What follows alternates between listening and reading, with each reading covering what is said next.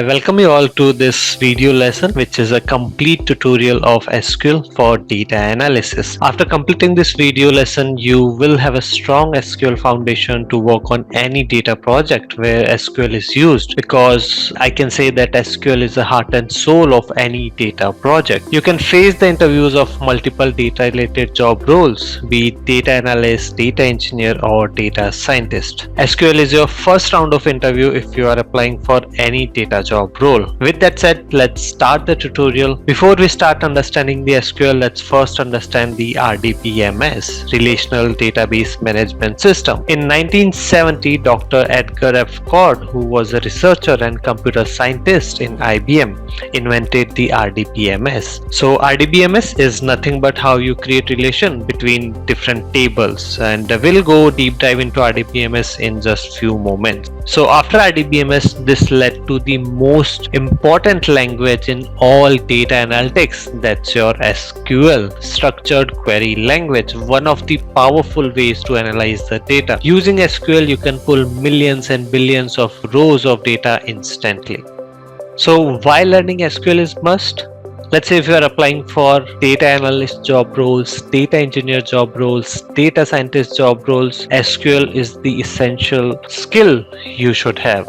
And this is the first round of interview you face. Let's understand this with the data, because in SQL everything is about data. So why learning SQL is must? So let's say if I am applying for data analyst job role, so the screenshot which you can see in front of your screen, so this screenshot is based on after analyzing 500,000 of jobs, and you can see that SQL is present in most of the job description. So you can see the percentage wise skills expected out of a data analyst. So SQL is on top.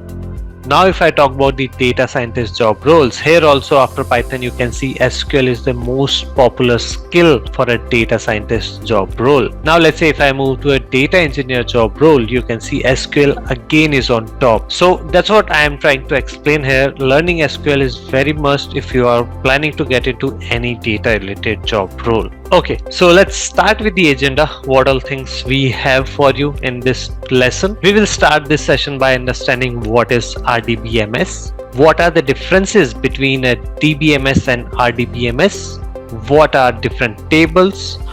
After understanding this, we will move on to the basic command of SQL. There we have DDL, DML, DCL, TCL, which consists of how you insert the data into tables, how you delete the data, how you modify the data, and a lot of other tasks using SQL queries. After covering the basics, we will deep dive into the advanced queries. We will understand how subqueries works, how Windows function performs calculation across a set of rows. So these two topics, right, subqueries and Windows function, are very important if you are preparing for the interviews. Then we will understand joins in very detailed manner. At the end, we will understand the concept of views, which is nothing but how you can give permission to user to work for selected data. So let's get started. So the topic and the scope is SQL. I would reach out to you guys asking, what is SQL? Because my whole methodology is only on 3 simple points: what is, why, and how. The full form is called as Structured Query Language, a language to interact with the RDBMS, Relational Database Management System. So there comes a new keyword called database. Right? What is database? So I'm writing these terminologies and the keywords for you so that you have some takeaways. Okay, don't take it for granted. I think you should have the answer for all of these things at the end of the day, especially to those guys who are getting this encountered first time. Okay, let me make it now easy for you guys. So think it like this way. So I have somehow tried to create a hierarchy. Can you see that on my screen? And I hope you guys would be all there with me. So first of all, there comes the information which has been structured, and that comes the data for you, right? So this is the first thing. So for this batch, for all the enrollments and the participants, there would be a table, correct or not, guys? Person A, person B, person C, person D would be there, right? Name, age, income, location, and so on. When you have multiple tables and when you have the data in the multiple tables and all those tables are required to be connected with each other for the streamlined, smooth, and broader data accessibility and the more simpler information flow, that is then being called as database. So long story short, what is database? I can say the collection of the multiple tables. Can I say that in a most layman terms? And the technology, tool, or the system which makes sure that we have a seamless, uninterrupted, organized, scalable access to all the individual pieces of the information. That architecture is then being called as RDBMS. The full form is Relational Database Management, RDBMS. Relational means there is a kind of database which has multiple tables within that. And that whole architecture helps me to connect the multiple tables with some basic rules, prototypes, and some do's and don'ts. And that is the reason we are calling it as a database management system, where the tables are connected, multiple databases are there, and in all those databases, there could be multiple tables. So if I have to keep it more simple for you in a much more layman terms, probably I can say that there is a kind of multiple databases and number of databases are there.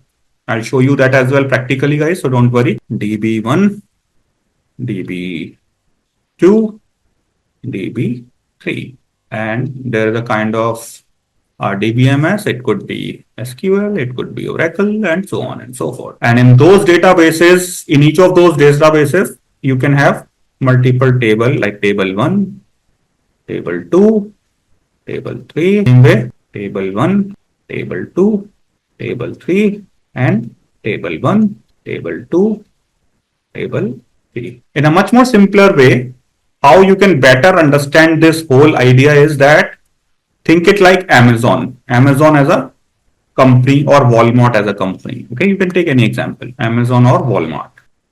Amazon being an organization have millions and the millions of the sellers or the merchants, millions and the millions of the users, and the millions and the millions of the orders. They have the employee base, they have the marketing budget, finance team, HR team, and so on. So all the informations are going to be stored in the individual tables. And at the end of the day, for some kind of activities from the engineering standpoint, from the analytical standpoint, they want to connect them to get the required information being pulled. So this is where, and this is how the RDBMS helps you.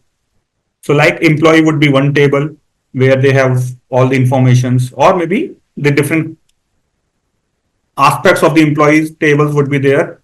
Employee information would be there in the respective tables. And eventually there would be a system around that. Now, what is SQL? The full form of SQL stands for Structured Query Language. That means it's a language just like the way you guys have spent some time on Python. Python was a different language for a different purpose altogether. Now you are getting some hands-on with the SQL. SQL is a kind of language which simply helps you to interact with this whole schema architecture or so. In a simplest form, this is what the SQL is. SQL being a language helps you to get into this situation comfortably.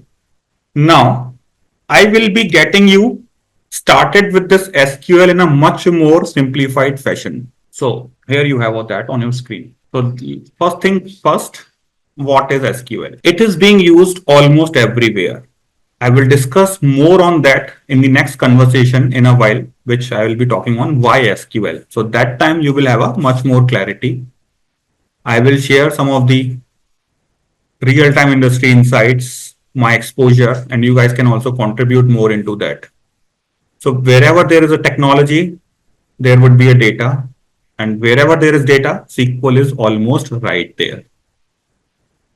So you may not notice it in your day in and day out life, but companies, be it small or big, use the SQL to communicate, to talk with their databases. I think I have successfully told you what the databases are and what the data and the information is. So better you guys take it into this hierarchy. Okay. Let me make it like at the top, at the bottommost part, you have data. Then you have tables being created out of that data. Then you have databases. A single database can have multiple tables. And if multiple databases are there, here at the top, you have RDBMS. So this is the kind of pyramid you can think it of.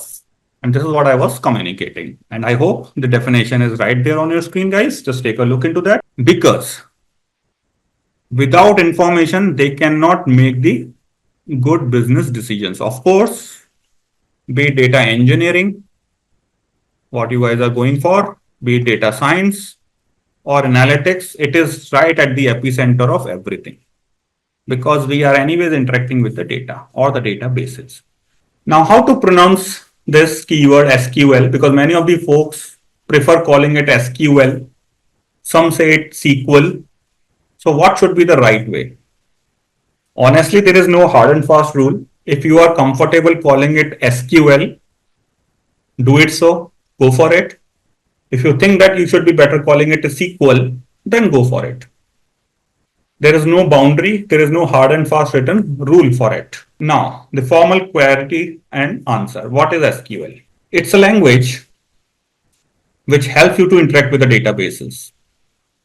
As an example, I have written something for you guys. I'll talk on that, what this all implies for.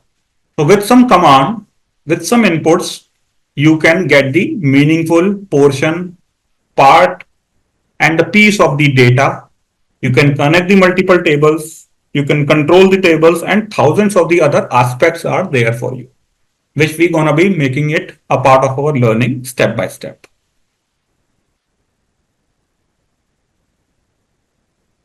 Now, this is where the question of why comes. Why SQL?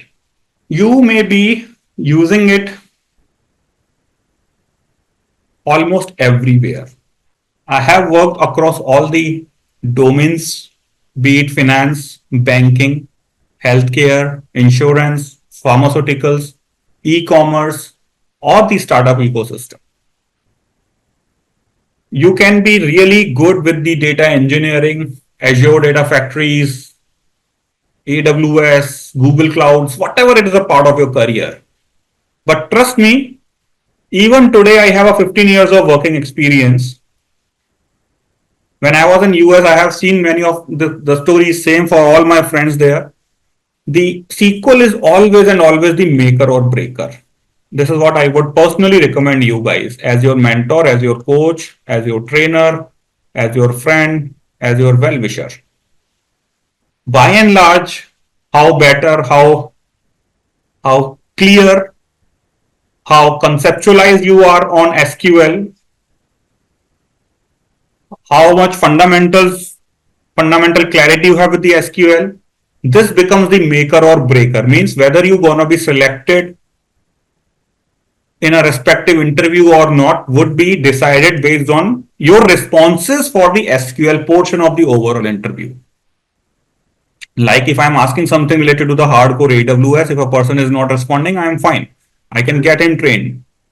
But the problem is that if a person is not good with SQL, then it is gonna be a trickier call. Okay, then I can't really help the person to then learn or make him learn the various aspects of the databases. So I'm just sharing my personal input and the information, my dear friends, that it is a maker or breaker.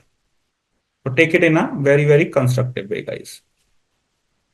You have to use it in a various roles. It is not gonna be anywhere. Like for 15 years, I have seen that many. I mean, you guys may better confirm me that it is right there right away.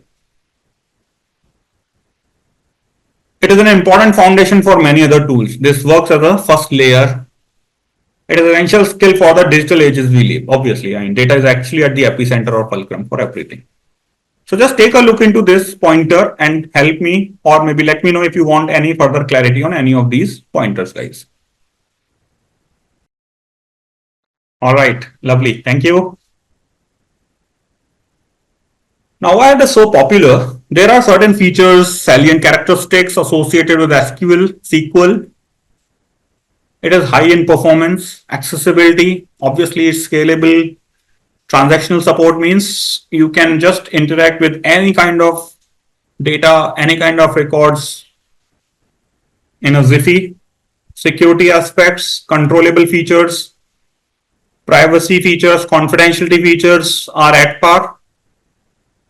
And obviously, this is one of my favorite guys. Be it a team of 100 people or 1 lakh people, this is actually available for every organization. Plus, it's an open source.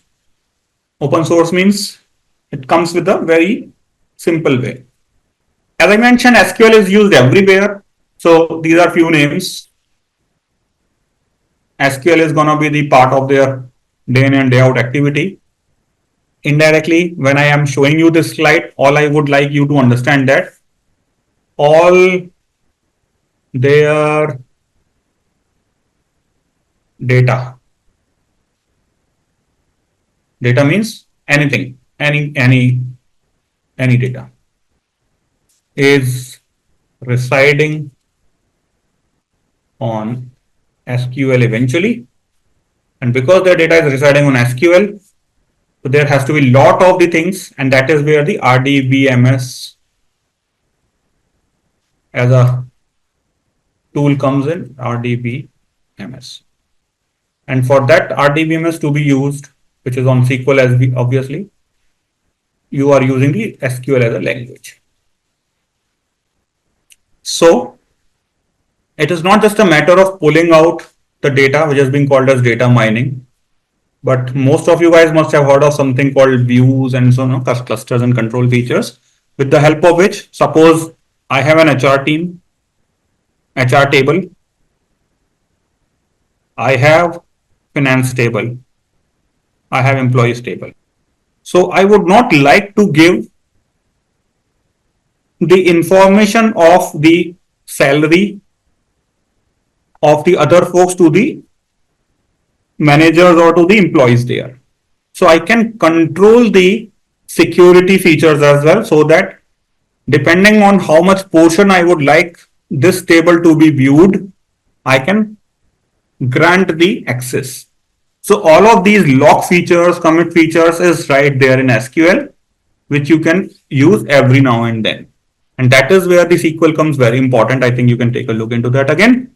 High performance, accessibility, scalability, and so on and so forth. You don't need to learn it, honestly. It is just a matter of 2 minutes I'm helping you to go through with that. Don't learn it. Nobody is going to be asking you why SQL. It is simply a matter of that. Obviously, it has to be there. All the features are right there. So because of the reason SQL is so popular. So just take a look into that. No need to really spend all these times to learn these definitions and all. It is just a matter of getting yourself convinced with what we are doing. So as you can see, we have SQL, which is one of the most commonly and widely used software. In fact, the jobs on SQL altogether is right there. I honestly say one thing, that if a person, irrespective of whether you guys are heading for data science or data engineering or data analytics, if a person guarantees that he or she knows SQL plus some other tools, depending on the kind of jobs, I have a lot of the opportunities with me as well. Like as of now, I can say I have 40 open positions. If a person can confidently say that he or she knows the SQL and some sort of Power BI dashboards or Excel expert or the kind of basic Azure related things. So depending on the various clientele, I have that. But one thing is clear, that in all those roles and the responsibilities, SQL is common. Okay. So there are 3 most popular relational databases I have mentioned there on your slide. MySQL is the product of SQL. Then we have other areas or the versions. They varies in some of the features every now and then, but at the end of the day, they are all relational databases. There would be some pros and cons, there would be some do's and don'ts, but that is not a matter of our concern as of now, we will be gonna be using the MySQL. Okay. So this is what we're gonna be having it in our discussion. We will use this in our trainings. So MySQL is gonna be the tool for us.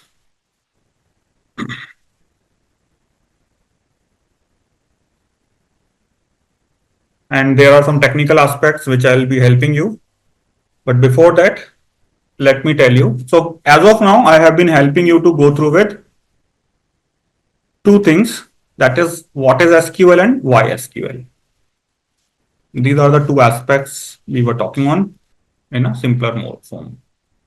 Let me give you some clarity on how SQL. How means how you're going to be working on that, how you can write the queries. But before that, you have to have the tool. As you understood that we're going to be using the MySQL or MS SQL.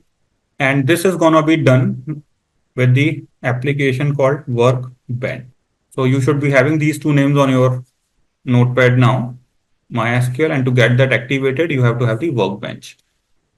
In terms of the look and feel, this is what the Workbench is. As you can see, because it is already installed in my system, I have that. You can see this is how the Workbench. This is an older version. MySQL Workbench. What is Workbench? Workbench is nothing but a desktop application for you to get interacted with the SQL related things. This is where the whole query system, the discussion, the interaction, the communication with the database will be done. So Workbench is an overall application which helps you to connect with all the aspects, front end and the back end, where the data can be stored, and the upper hand where the queries can be written. Let me show you. So on my screen, if you can see, there is a Workbench which I already have opened for you.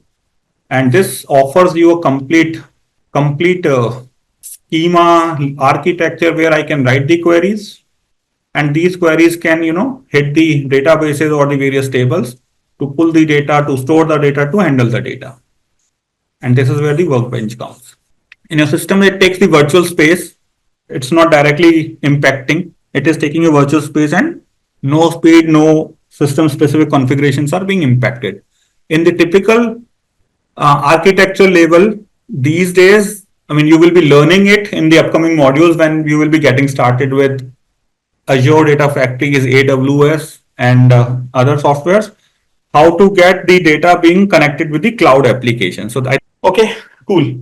So I think you got the clarity of what the Workbench is, right? That's what the whole idea I wanted to talk about. So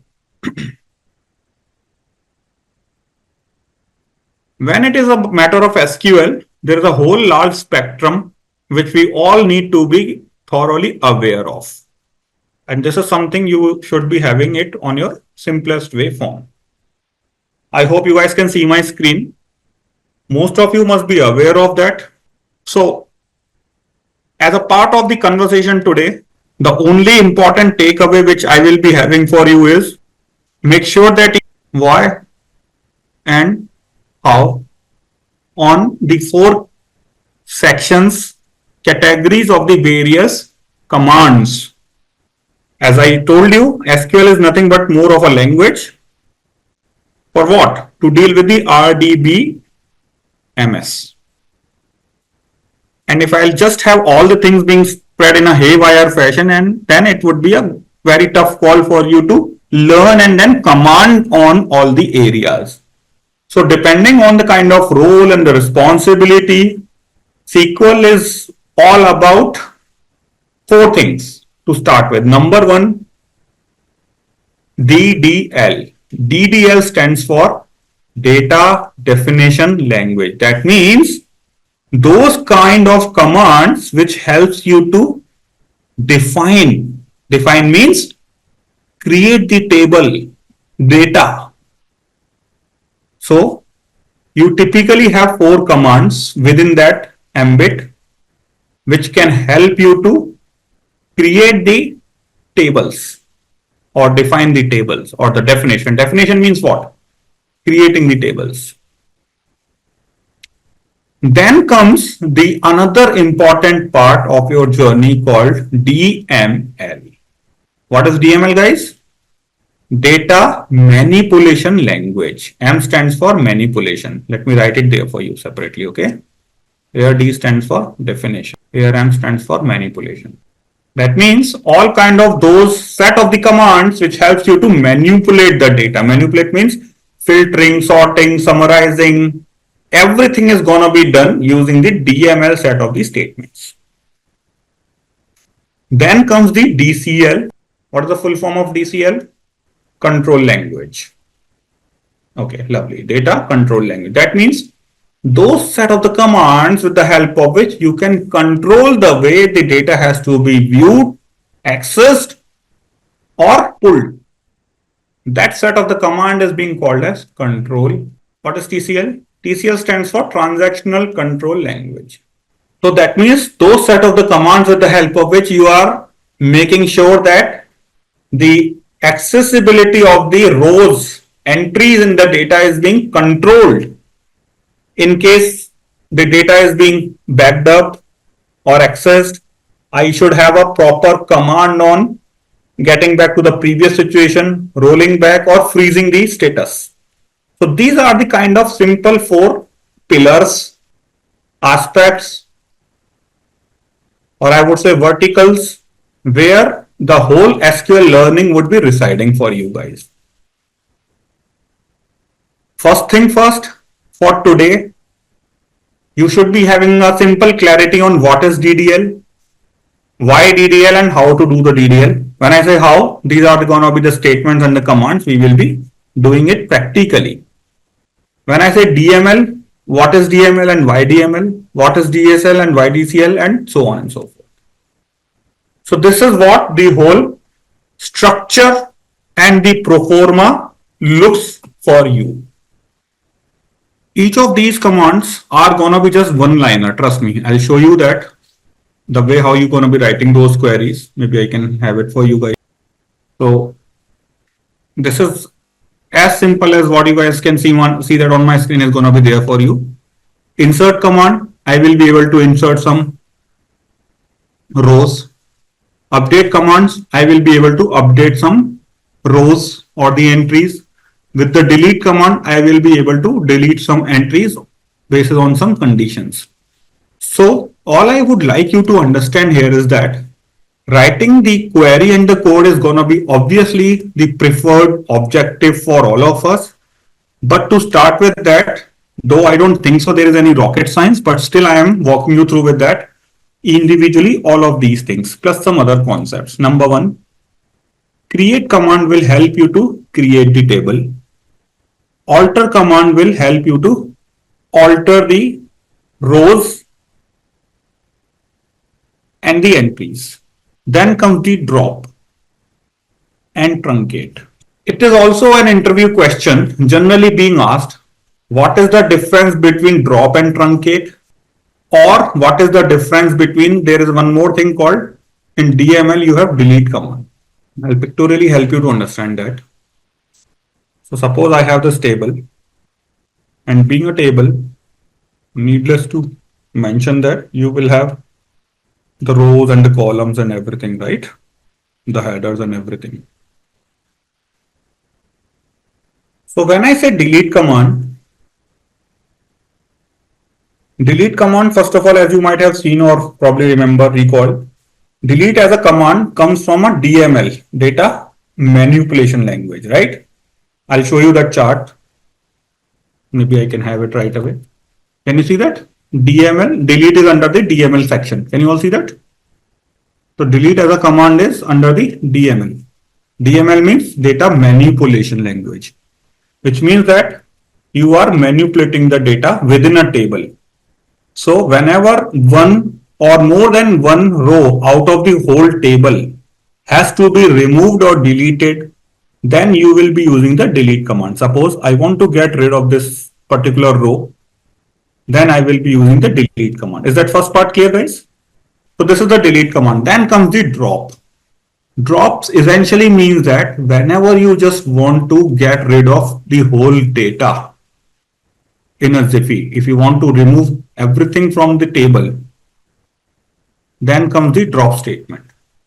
Sorry, truncate. My sincere bad. So then comes the truncate. Truncate will delete all the rows. Okay, delete all the rows altogether, which simply means that if with the truncate statement, with the truncate command, your schema will still be there. Schema means the overall table.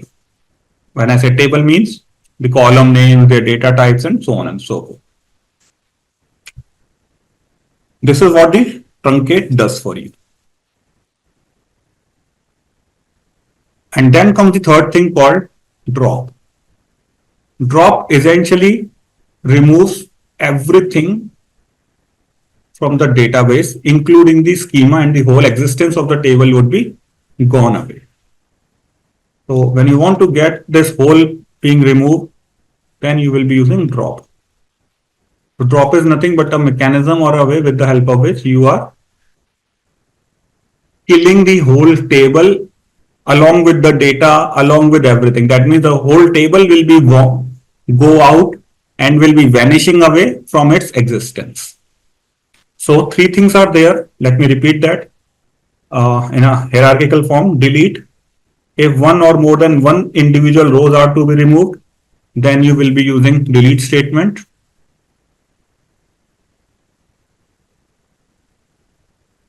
Then comes the truncate. Truncate is to remove all the rows. I have been talking about the create, alter, drop, truncate, and delete. Let me mark them, what all we have been talking so far. So this is like turned out to be green, green, green, green, and green. Insert is the command with the help of which you can add more rows into an existing table. Suppose I have 10 records. If I want to add more records, I can use insert statement. I think in one of the command I had that. Can you see that? Insert in a particular table with these many values. There could be a lot of other syntaxes as well, but this is a simplest most idea where you can see I have been able to insert some complete rows for the columns. So don't worry. I'm just showing you as a syntax, as an example. Think it like I am showing you some deck or a PPT. Tomorrow I will be writing the queries manually upfront beforehand along with you, and you will be doing the practice with me. Okay. I'm just explaining you the concepts today. So insert for these columns like ID, first name, last name, age, salary. These are the values I want to insert. I can have multiple values. More than one row can also be inserted. So with that insert, I can add more and more records into my table. Then comes the update. Update comes with the updation of the values within the entry. Then comes the select, one of the most important thing.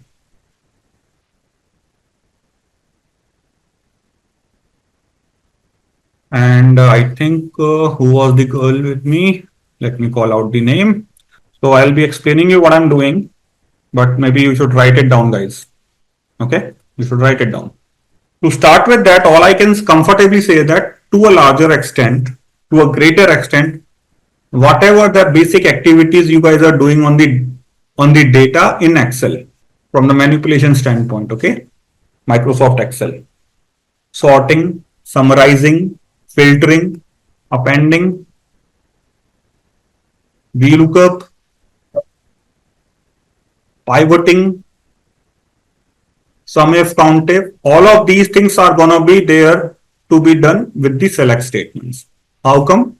That's just a matter of writing some relevant codes, but I have written a query and then I'm parallelly writing a memory aid for you. You should write it down the way I'm speaking. Some French waiters grow healthy oranges. This is the memory aid I believe could be relevant for you.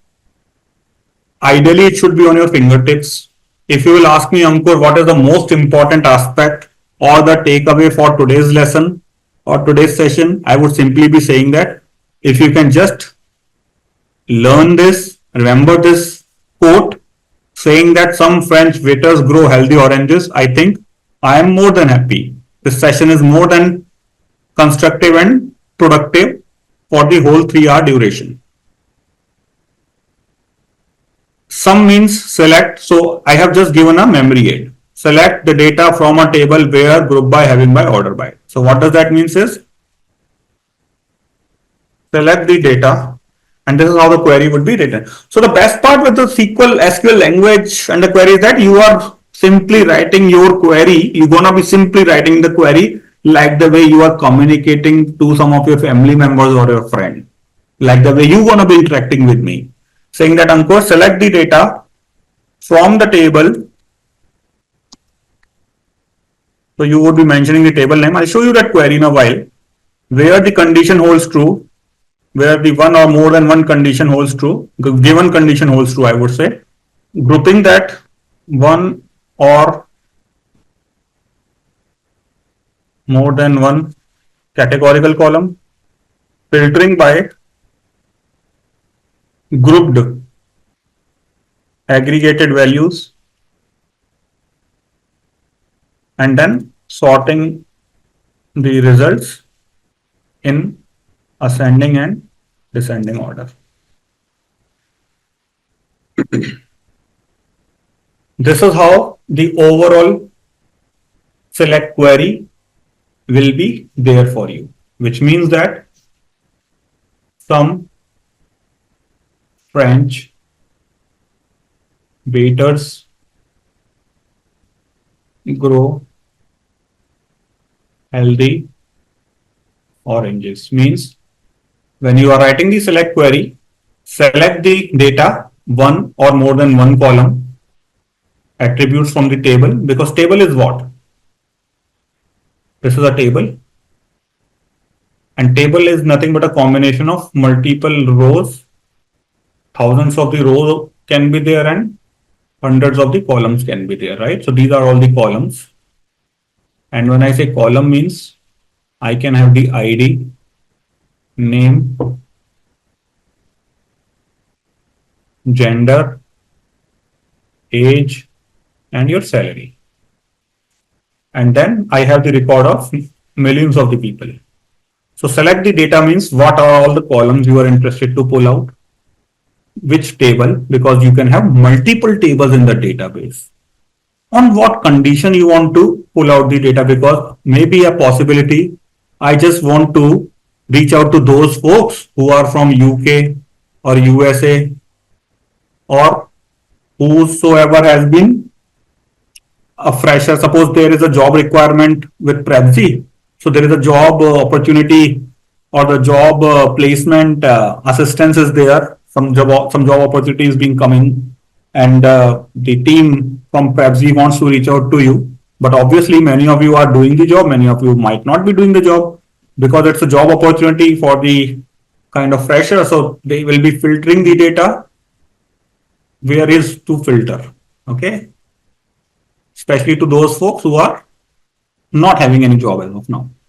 So with that way, they can send it to all of those folks. They can get the list of all those folks. Group by is just like the pivoting. Let me make it simple for you. Maybe. So I am going to show you a screenshot, and this is probably take it in a very, very positive way.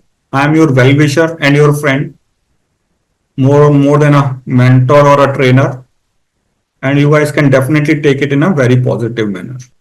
So from the personal note, from the official standpoint, from the recommendation standpoint, these are the things which I would strongly recommend you to take a look on from Excel. what is pivot, how to sort, filter, group the data. And from SQL standpoint, these are the things we're going to be covering in our discussion. This is going to be the agenda plus views and so on. So when I say pivoting, pivoting is the feature with the help of which you are grouping and aggregating the values. To make it more simple and relevant for you, because we're going to be doing that in Excel as well as in SQL. Sorry, for you guys, it is going to be SQL. I'm making it simple. Suppose I have Karan, who is my friend now. Karan is a male guy and he is having a salary of like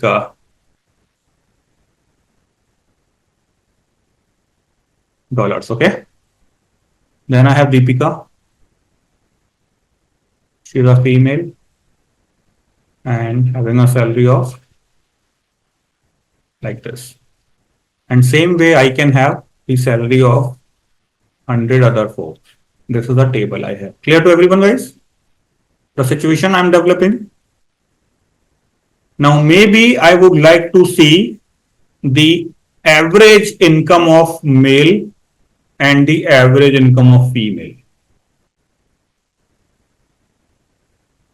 Or maybe someone from Prepzy calls me up directly after the class and asks me, okay, Ankur, in this batch, how many total participants were there? I would say 30 around. Then the team person or Rupali can ask, okay, Ankur, can you give me a rough idea how many male or female were there? I can say, Rupali, I think 18 female were there and 12 males were there. So that is nothing but an aggregation if I am finding the average salary for both of them or the sum. So in a much more simpler way, whatever you guys have been doing in the 6th standard school mathematics, you remember that? This is ideally going to be a tips. That is, you can find the sum, that is total, like the way I told you, how many of the total male and how many total females were there. You can find the average of the salary for them, mean, median, mode, variance, standard deviation, and so on. So that is the, or maybe count, right? I forgot to mention count, which is very important.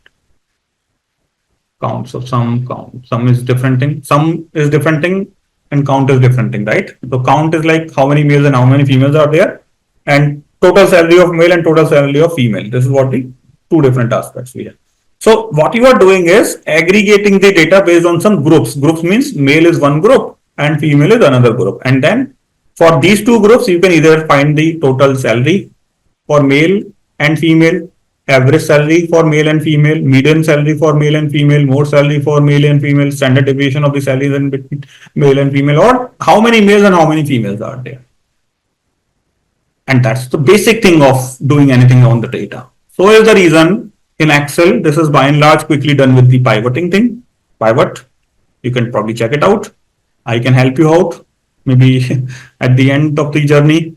But we will be doing that in SQL as our very, very regular activity. And this is being done by the group by keyword.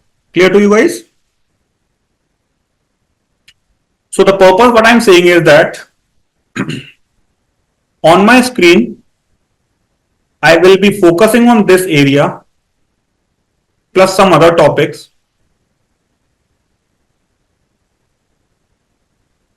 Which is important and core for you. But as a friend, as your well-wisher, all I'm saying is that these are the topics with me or without me, you should be commanding. Okay, Excel as a data engineer is not needed for sure, I can say, guaranteed. But you being a corporate professional, generic, in general way.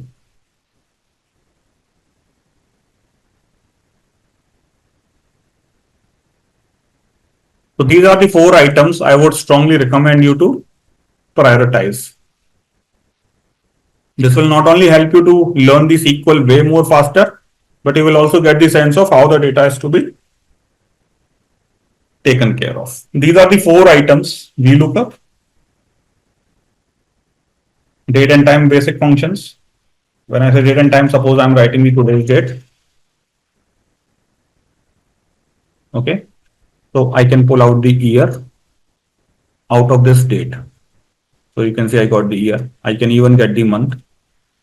So the functions I'm writing is year and the month. So this is just helping you to, get some basic countings and all and all.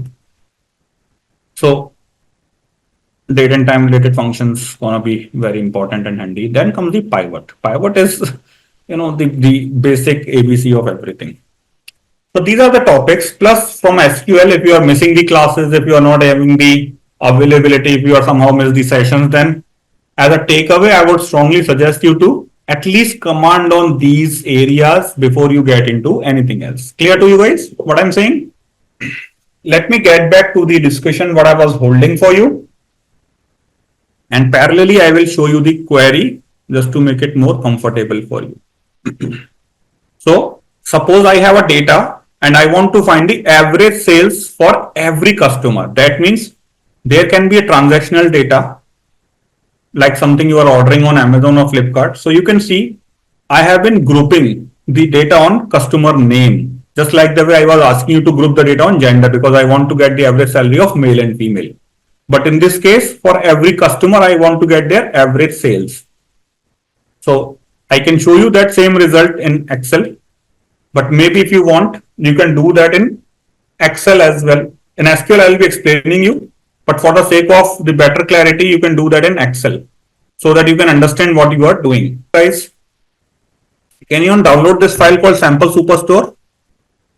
So just type Sample Superstore on Google and you will get that very first link, which is the Tableau community data. Everyone just download that right away. There is a dummy dataset file, which I always use it in many of my discussions. This is the order label transactional data.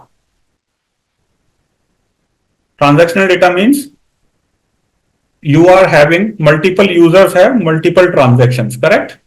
Like I have Jaidev, Naveen, Deepika, Karan, Srirang, and each one of you may have 10, 20 orders in a year, correct or not? So multiple users may have multiple orders. Are you all getting my point, guys? Here you can clearly see I have this kind of data. I'm copy pasting it for the better communication. These are the columns. I hope, I can spend some more time because many of you guys are absolutely new. So you understand the concept of rows and column. If not, then here is a chance for you to get this understood. So A, B, C, D are the rows. Sorry, A, B, C, D are the columns like row ID, order date, shipment mode, customer ID, name of the customer. And these are the rows. So in SQL also you will have a formal structure of table where you will be having the column names and the rows and the columns. And because you can see I have customer name, customer ID, these are the rows. So I have 21 columns and 9,996 rows. I hope you guys have all downloaded this. Everyone downloaded this? Now the task I am helping you to understand is, so first of all, I'll tell you what I'm doing. What I'm trying to do is that I will be doing some quick activity in Excel. Why I'm doing it in Excel? So that you can understand that how this is what you are doing.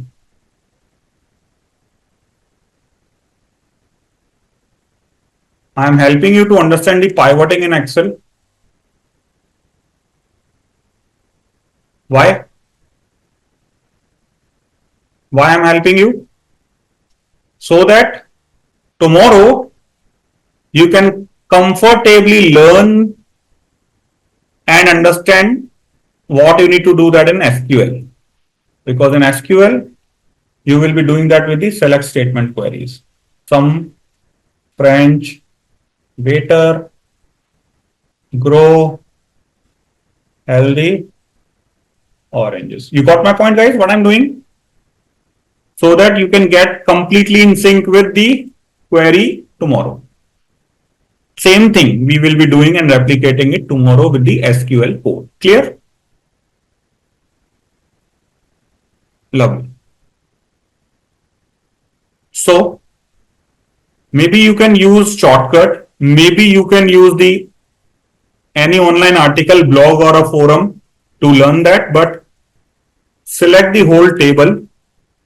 Like I am selecting this, Control A you can do. With the Control A you can select the whole table. You must be knowing how to select the data. Then go to the insert and put a pivot. So this will just get a pivot as a feature or as a capability activated on the whole table range. Control A, select table, go to insert and put a pivot table. The moment I am doing it, you can clearly see that I have all the columns of my table listed on the top of it. Because grouping is, so you understand there are two types of columns. One is the categorical column and one is the continuous column. I hope you guys know this. Generally, those columns which are characteristic in which are character with a text is in nature in general. I'm not asking for the exceptions, but in general, those columns which are character in nature, like gender,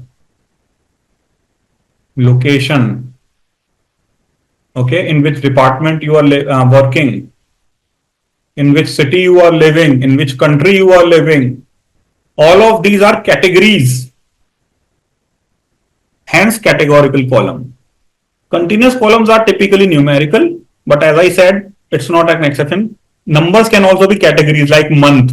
First is January always, 2 is February, weekdays, Sunday, Monday, 1 is Sunday, 2 is Monday. But at the end of the day, they look like number, but it is category. But continuous are like regular infinite numbers like salary, age, income, revenue. So long story short, the grouping always in general requires to be done on categorical column. Like I can ask for the average salary of male and female. So male and female are the category. So grouping has to be done on category. I can ask for the segment wise sales. So segment is the column. So what kind of furniture and everything is there. So I can ask for home, office and some other categories like Myntra, Amazon, Flipkart, Walmart, apparel sales, home and kitchen sales. So these are the categories. So you can just group the data on categories. Suppose I am showing you, okay. Suppose I have picked up the, let's suppose region, East region, West region, South region I have. You can check that in the data. So you can see I have 4 regions. You can see that, you could have seen that in the table as well, right? Can you all see that? Region, region, region, region, region. Where is that region, guys? Yeah.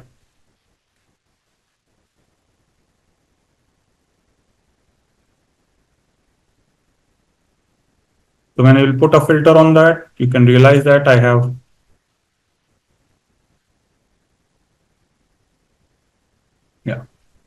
So I have central, east, south or west region. 4 categories are there, right? Same way categories are typical column, furniture section, office supplies or technology section. I can have states and so on. So all I'm saying is that when I have been creating the pivot table, as you guys can see, for these regions, that is central, east, west, south, I can find any continuous column, be it sales or profit or quantity or discount, and can get their values aggregated.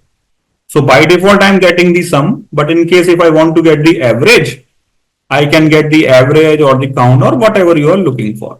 So with that way, I am now getting the average sales of these 4 regions. I can do further actions into that. I can sort them in the decreasing or increasing order. So whatever the information, the kind of chart I'm able to create, I can genuinely get that.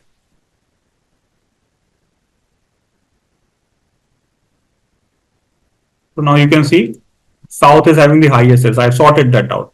So this kind of layout, this kind of result, you can exactly get that tomorrow in SQL as well. What you are doing, you are simply getting the sales report in a chronological manner, highest at the top, lowest at the bottom, so that you can check into the details accordingly. And this is how the information helps you in the decision making. Clear to everyone, guys? So I have been just telling you what you are doing so that tomorrow when I'll be doing that in SQL, you can get the elementary sense of, at least you are not wondering that Ankur, what exactly we are doing. And how we can do, I can simply write a query. If the same thing has to be done in SQL, let me explain you. Because I told you, some French waiters, you remember? Some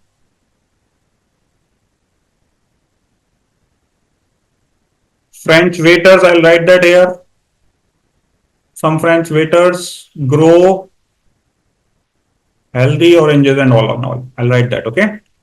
So sum means select the data, what kind of data I want to have, region and the sales. But I don't want the sales, I just want the average of the sales. So I will be using a function to get the average of the sales, and maybe I can rename that in a particular manner like ABJ underscore sales.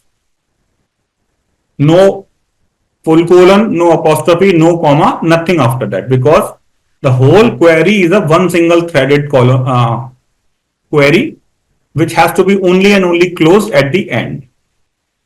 Okay. So select the data. This is the data. These are the columns I want to have in my final table. From which table, guys? From sample superstore, the table originally you are working upon. Got my point?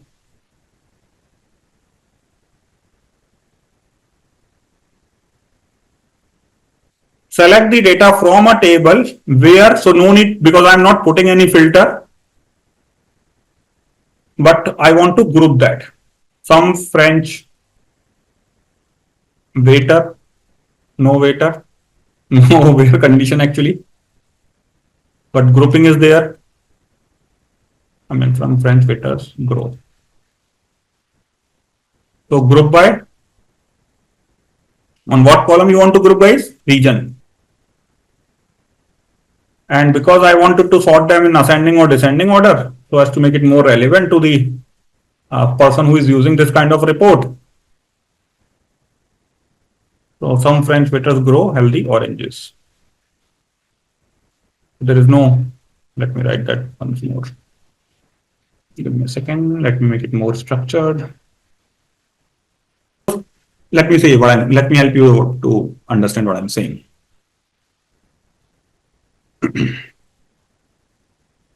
Suppose this is the another thing, right? Instead of region, you want to have the average sale. Okay, so average state. So now you have the state, and you want to have the total sales and the average sales. So I have dropped two times. One is giving me the sum total sales and the average sales, and I want to get them sorted based on the average sales. So if you want to get this kind of query, that is another thing, right? Or maybe if you want to see region wise sales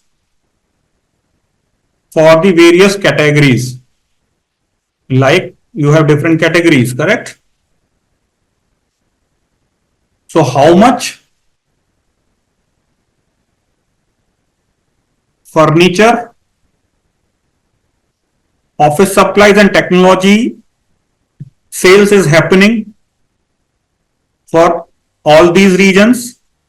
So you have two categories. One is this and one is this. Isn't it interesting, guys? And trust me, you can get all kind of these informations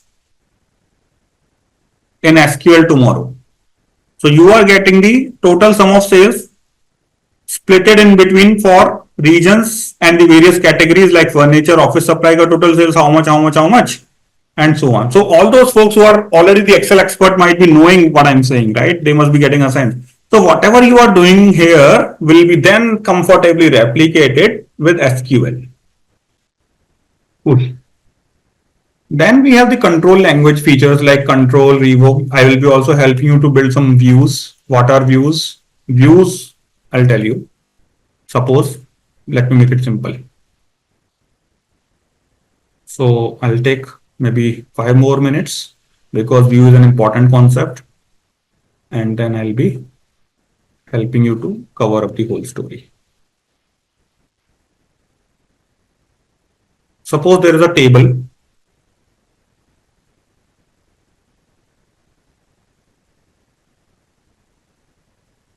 This is a red color table, you can see. And this table contains several rows and several columns. Consider it like this table is a very wide, broad table, contains a lot of the columns.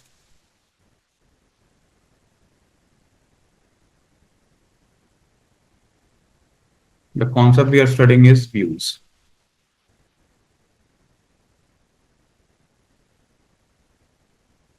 In a simple manner,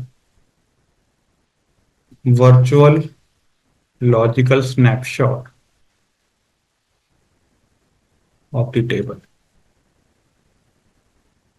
This is what the definition says. But in a fundamental manner, all I would like you to understand that this being a table having millions of the records. Suppose Karan, say hi to me. Karan is a person who has been there in my team, a SQL database handler. So Karan being from the different team, from the other vertical, there is no point for me to show or to have a view of the whole table to Karan. So in that case, I can assign a view so that he can see a limited portion. So that portion which I have just drawn with that color packed into this orange section, this is what the view is. Means out of the whole table, I am just giving the access to a smaller portion to Karan so that he is not having any view, any confidentiality lose to Karan, which he may bring or he may get from the whole table if he have an access to. So I am just allowing Karan to only see the limited portion out of the whole table. And this is where the view comes in. So that's what the views are. What is views? Virtual snapshot, logical snapshot of the whole table. That's what the views are. Okay.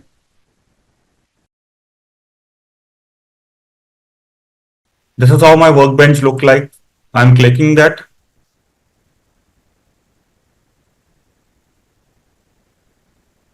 And in my case, password is already saved and all. So this is how the interface looks like for me.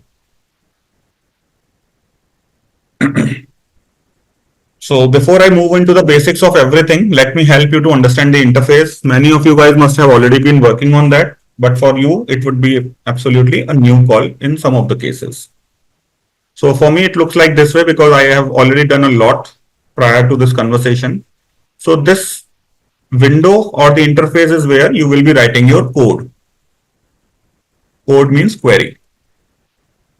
Query is nothing but an instruction, right or not? You will be telling to SQL that boss, do this thing or do that thing for me.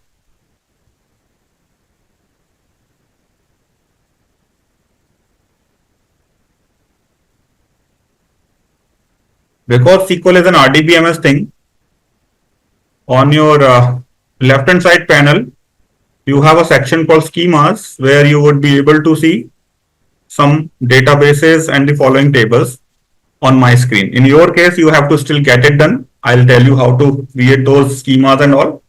But this is how the whole new system would be looking for you guys. I hope this is clear what I'm saying, everyone. So to begin with that, you can click on this file. This will help you to open a new query window, a fresh query window, like the way I'm doing it for you. Can you see that? The moment I clicked on that, I have been able to get a new file open for me. So this is a window where I can write the whole new queries for you. Make sense?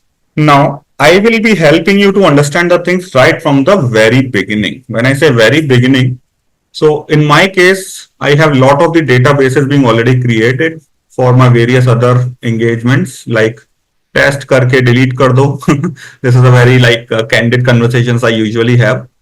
So I have written that name because I wanted to delete all the files or some other databases. Let me create a fresh database for you. I hope everyone knows what the database is, right? So I'm now going to be helping you to create a database. Why database? Why?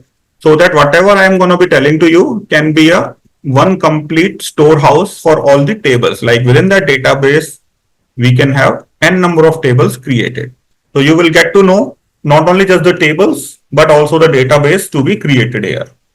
So here I'm going. Let me see what your batch name looks like. So your batch name is AWS DE, Amazon Web Services DE, right? So I'm creating a new database for you. And here's the command.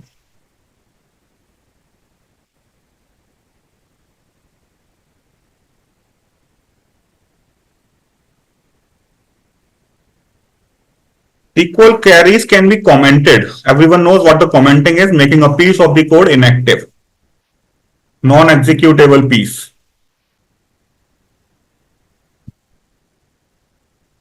Either you can initiate a line with the two underscores, sorry, not underscore, two hyphens, or starting and ending with the colon, star, star, colon. So this is the first way, this is the second way. This is how you can comment it.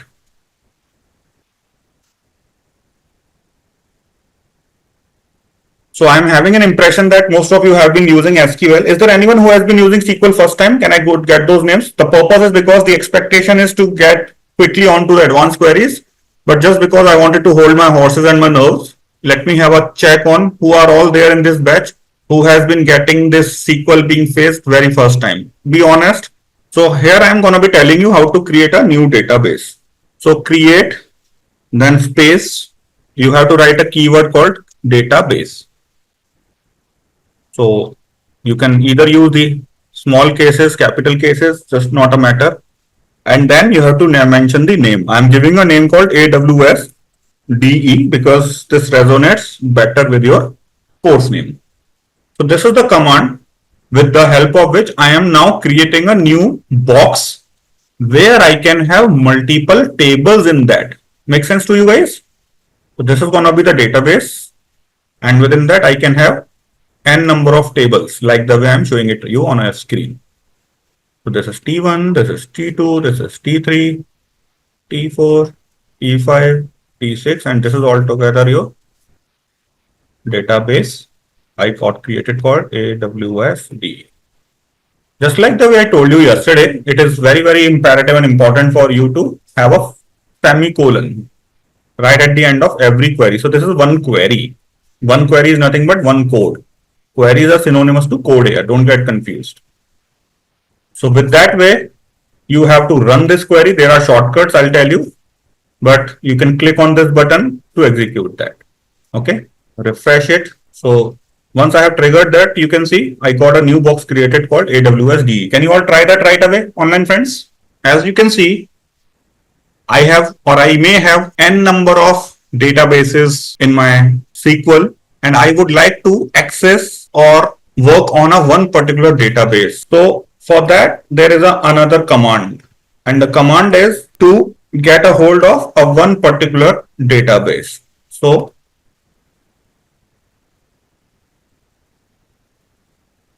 using any available database. So the command would be to get a keyword use, and then you have to mention the database name. In my case, the database name was AWS DE. So the moment I will run this query, you can see I got this already activated. Can you see that? This turned out to be in bold and this has opened up automatically. Can you all see that? Which means that whatever I am now going to be doing afterwards will be all going under this database by default. Is that all clear? You can clearly see I haven't opened that. It has already got that.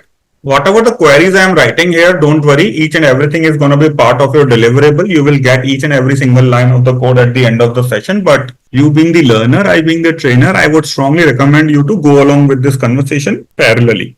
Let us see how to create a table.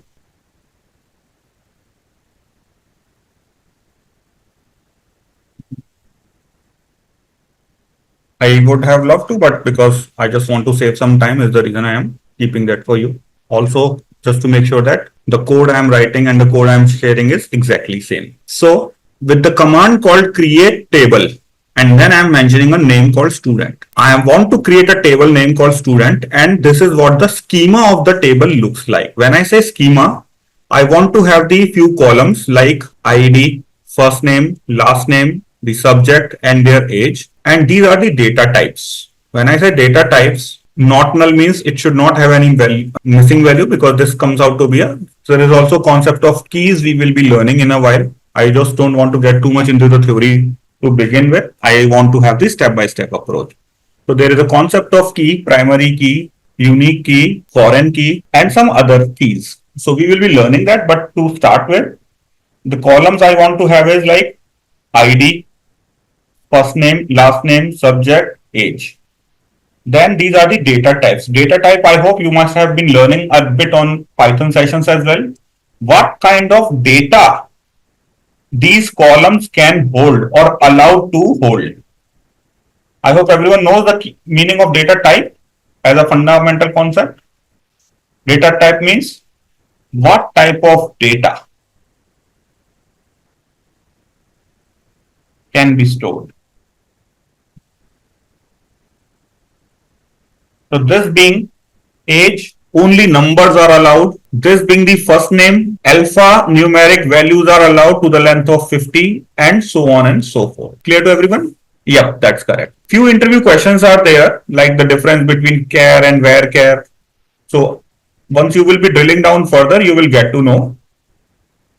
I'm giving you a home interview question. Tell me the difference between care as one of the data type you can see in my query versus where care versus care.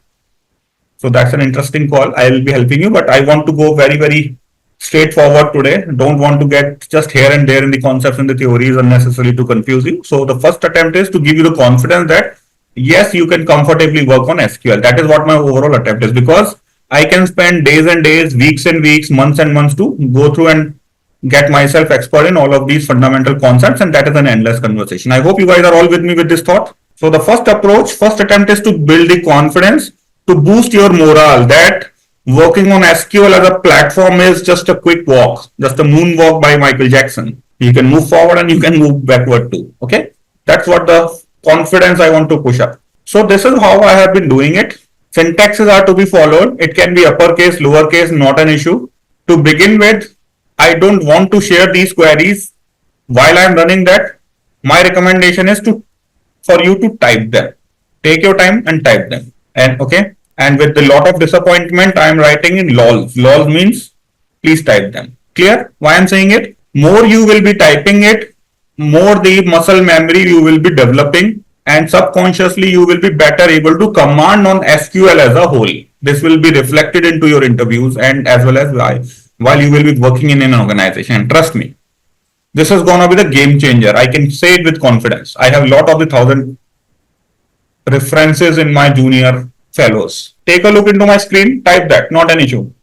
Okay, let me keep it in for a moment. Yeah. So the moment I will be triggering it, you can see I got a new table created called student. Can you all see that? Now, when you will hover your mouse, just hover your mouse, okay? Don't click anywhere, and then once you will be hovering your mouse on the table, you will see some 3 icons available. You can just check on the I button information, and this will give you the schema and the other information like how many columns are there. So these are the column names. Can you see that? Age, first name, ID, last name, subject, and lot of the other informations would be then visible. So this is how the overall SQL would be looking like to you. I hope this makes sense. Let me know. I'm waiting for 5 more minutes, and then I will be giving you a CSV file and will help you to understand the way how the CSV file can be imported and you can use the basic queries there.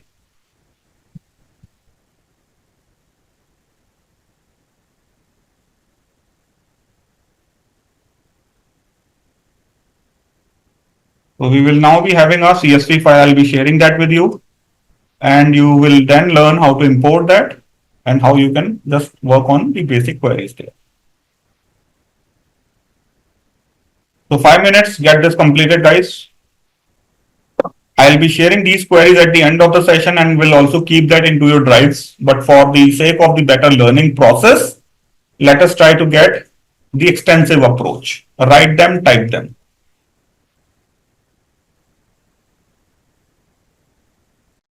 So I have a file, the human resource employee data file, which I generally use in all my SQL, Python, and my other regular basic trainings. This is the file I'm sharing with you, and you guys can import that with the way how I will be telling it to you.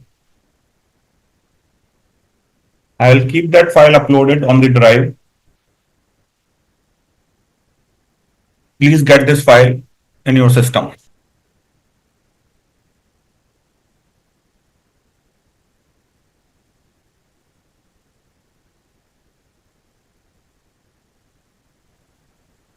You can either use the sample superstore file. I hope yesterday each one of you has imported the sample superstore file, yes or no?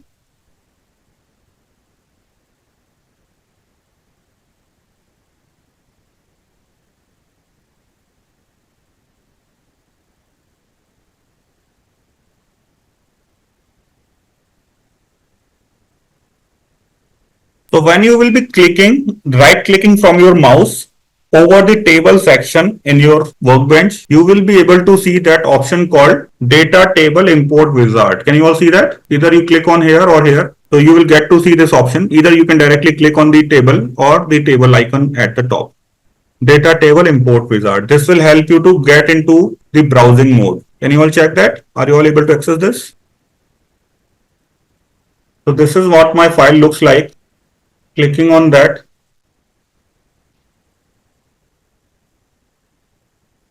be very careful because in the next step it may ask you to give the name to the table. Like you can see in the next option, next window, after clicking the next, it is asking me, do you want to create a new table? So needless to just tell you each and everything because there are few things, there are a lot of things which is self-explanatory. Under this database, you gonna be creating this table. Do you want to have it name called human resource employees? Because it looks too lengthy for me. I want to make my life easier for you guys. So I'm writing this name called HR. Clear to you guys? If the table already exists with the same name, should I drop it or not is what I will be checking it and all. And then I will be clicking it next. Considering the type of the data you have in the CSV file, it will automatically take the data types. It is intelligent enough to guess that. And this is how the table will be eventually looking for you. Clear to you? And here you can see the progress bar is visible. So because it's a heavy file, it will take few seconds for you to import that. It is done. And here you go. You can check that this typically contains 2637 records. So you guys must be having the same number of records at your end. Can you all try this right now? Finish it. And when I'll fetch that again, you can see I have the HR table. So, hooray. Abhay, which part in the whole story you want me to repeat? Because this is something which is like a lengthy whole conversation. But which section particularly you lost it? Okay, so I'll be quick just to save the others' time. Under the table, hover your mouse and click on that keyword called data table import wizard, and this will help you to browse the table and click next and make the changes as per the requirement, be it a table name, be it some other databases and all, so that you can get along with this. Okay, like it will ask you to get the name of the table changed and next and so on. So this is how you have been able to get the external file. You also have learned how you can create your own table. I will help you to write the basic SQL select queries, but before that, let me get along with the basic idea of the way you can insert the command. So focus on the DDL, DML, DCL and all, so that you can have a better command on all of these things. Okay. So the table I got created,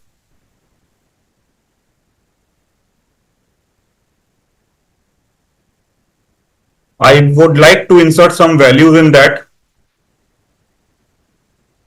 So there is a command I'm writing. So let me make it more commentable for you, readable for you. We did that. Just a second.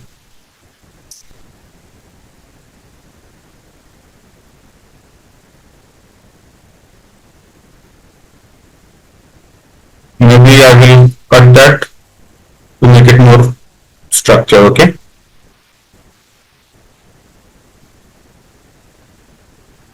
How to insert the values in any table. So in the previous step, I created a table with the name called student. Now in that table, because it is altogether empty, I may look to have some values being inserted. You can insert more than one entry because it is just a demonstration call. I would like to keep it simple so that you don't get piled up with multiple things. So insert is the command. In this table, for these columns, I want to have these values being inserted. First name is Puneet, last name is going to be Kishore, subject is going to be SQL, age is going to be 28. When I'll trigger this query,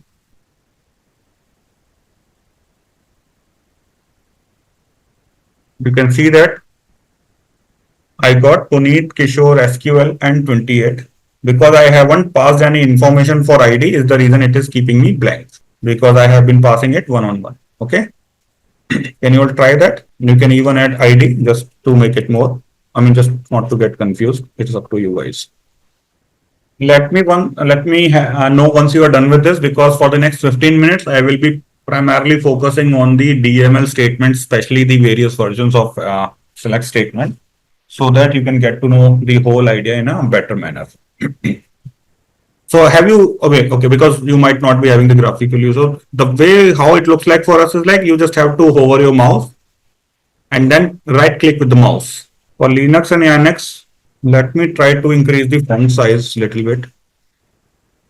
I think that would be better.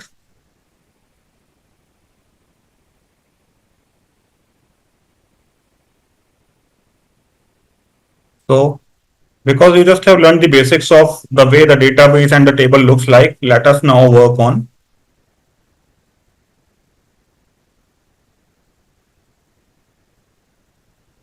basic queries.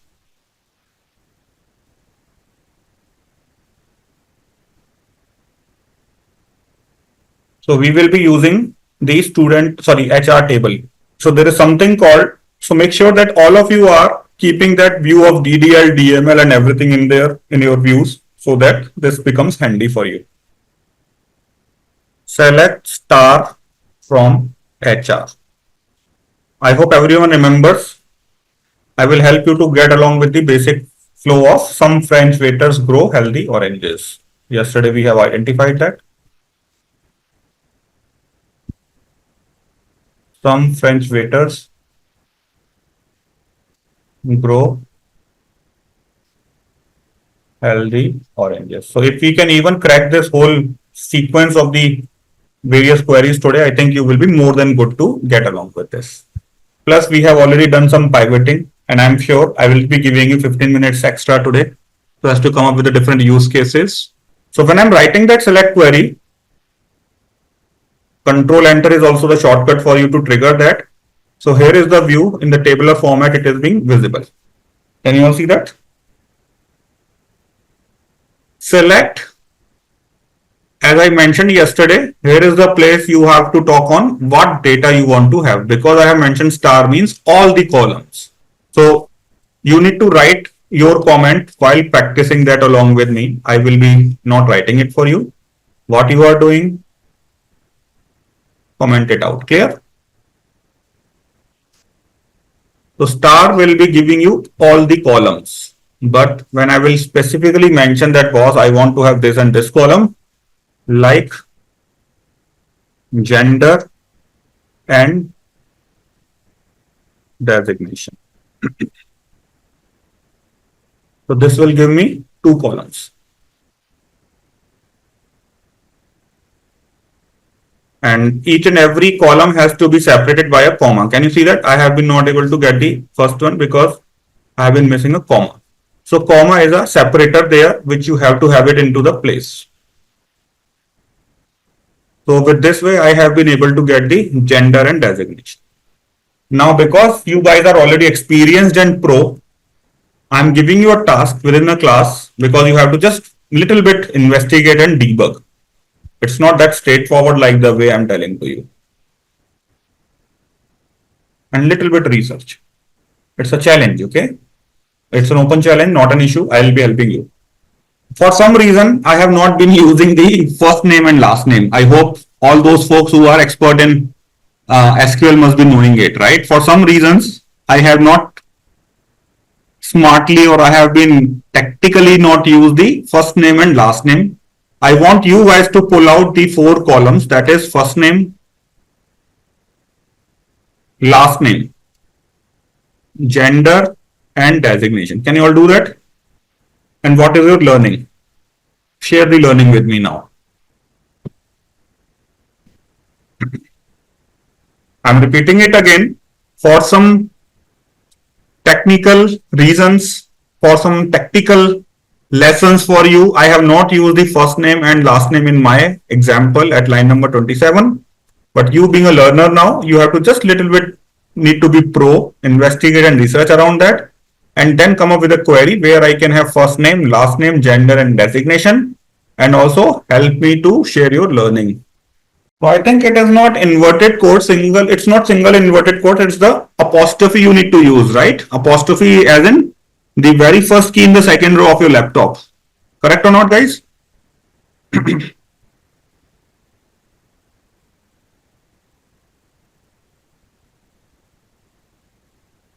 Suppose this is the name.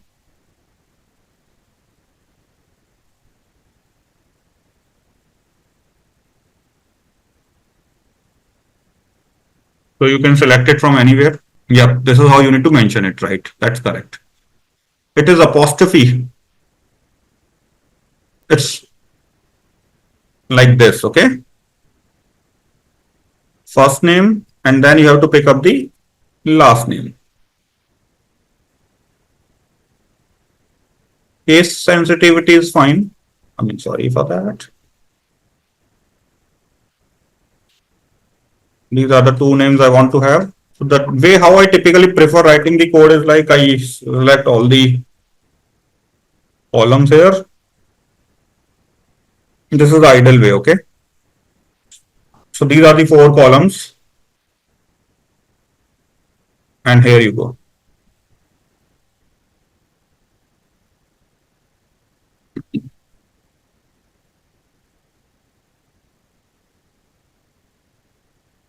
Okay, interesting.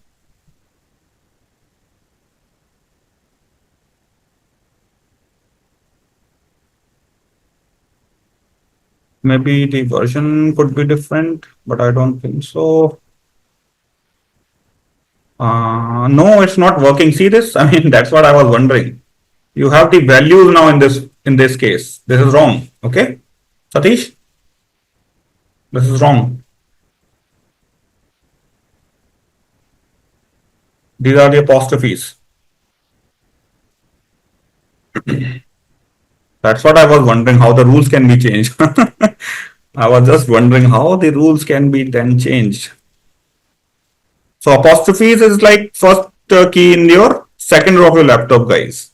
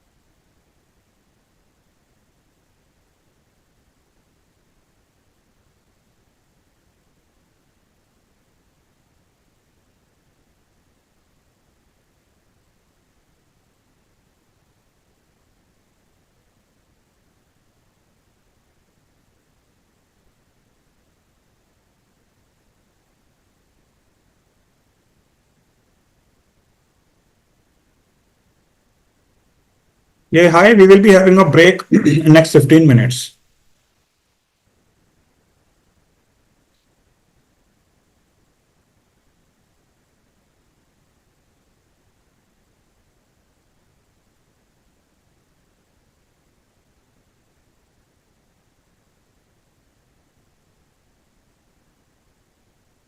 So with this way, I have been having this query.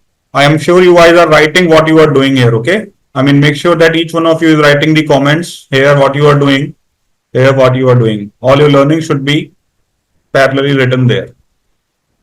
Then for these 2 or 4 columns from this table, select the data from our table where, now I will help you to filter the rows, right? Where the designation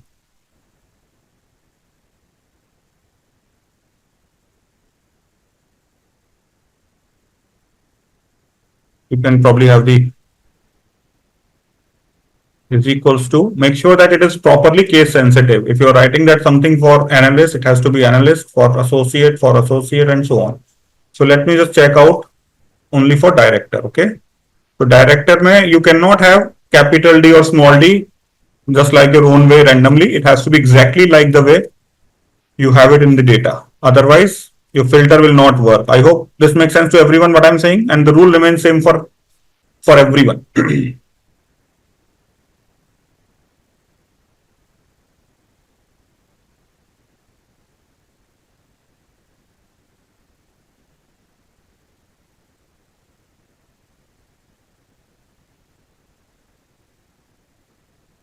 So here is a new call altogether. What I'm doing is, just take a look please. In this code snippet, I'm writing a select query for you where I'm deliberately pulling first name, last name, gender, designation from this table HR with the filter condition only those records. So this is like you are getting the required columns. This is where the place you are getting the required rows, just like the way filter in Excel you are putting, where only those records are going to be eligible where the designation is director. So I will get only those records wherever there is a designation as director, and whatever the results are there will be then stored in a separate table called HR underscore director. So here you are also creating a new table out of the given query. So no results there because it is no more a output, but you can see I have a new table called HR director. Can you see that? Can you all see that, guys?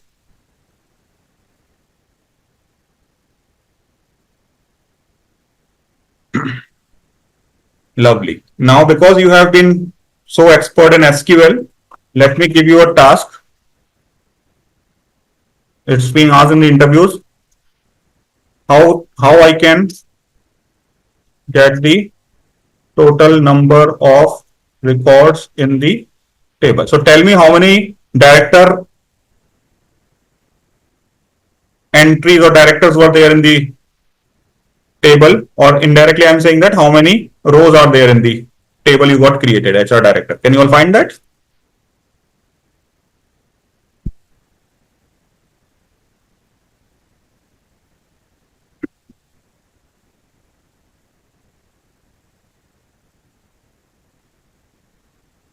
Any table, but for this conversation, let it be HR director.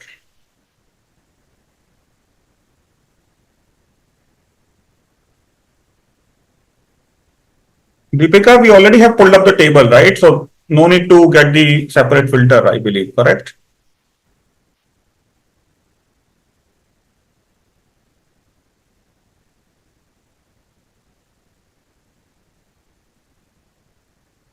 So there are some aggregated functions, like yesterday I was talking about the aggregated functions, max, count, and count is one of them.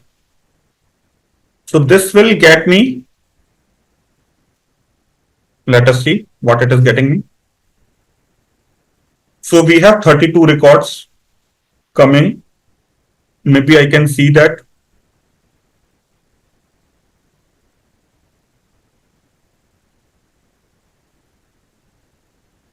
And this looks like we have 32 records.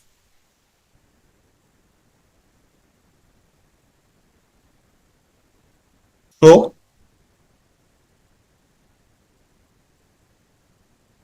count and star means I want to get whatever the number of records are there, I want to get the count for them.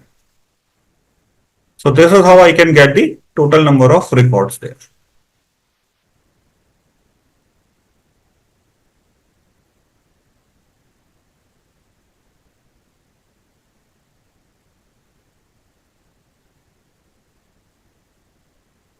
How I can get the top 5 records? So I can either use the limit option. With that limit option, you can just pull only the 10 records, 50 records and so on, or you can manually write a limit statement. So I would like to have your results, how I can get the just 5 commands there.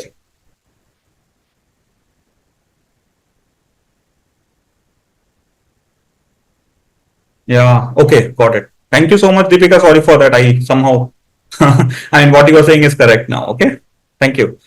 So Satish, how does the missing value store in columns? So missing a value, I want to take it in detail, Satish. So I'll take it separately, okay? Because in SQL there are like a little bit different things.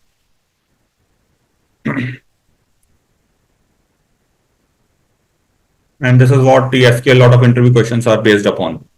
So it cannot be really answered like in a very quick way. It is altogether a different things because SQL comes one step ahead than what you have learned in Python. Okay. Here the null is not missing, null is null, missing is missing, space is space.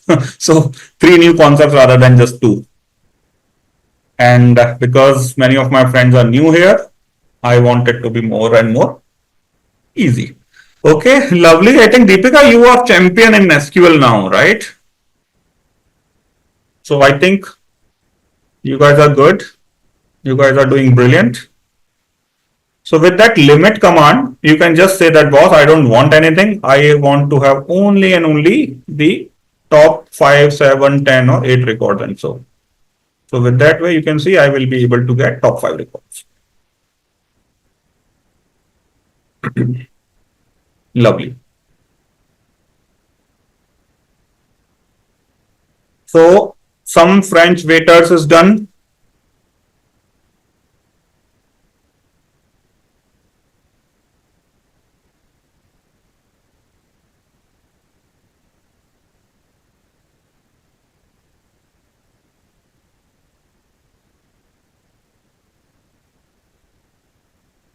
Let us have some grouping.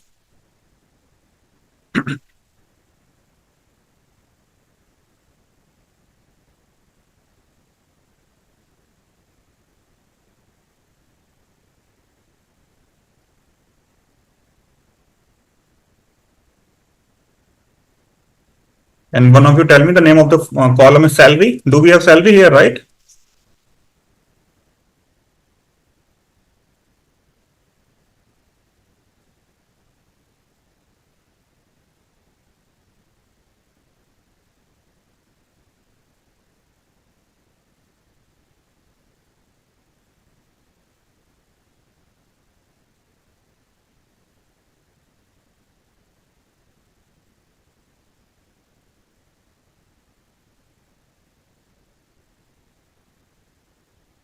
So what I'm going to be having,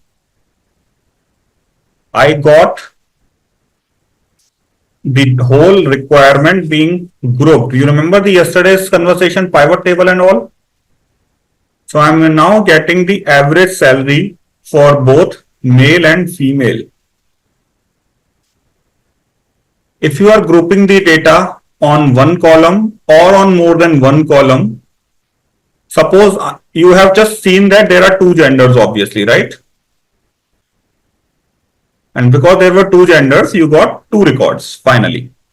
My question to you is, suppose there are 2 records, 2 genders and 6 designations. You can check that in your Excel file, in your CSV file. Then how many records you think would be there in this output? If I will group the data, not just on gender, but both on gender and then on designation. What is your call, guys?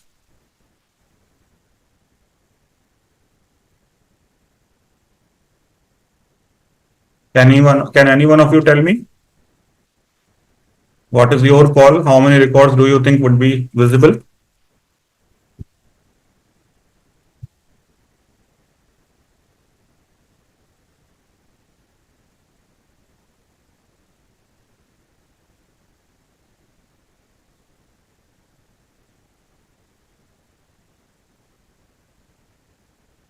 12 records. Cool.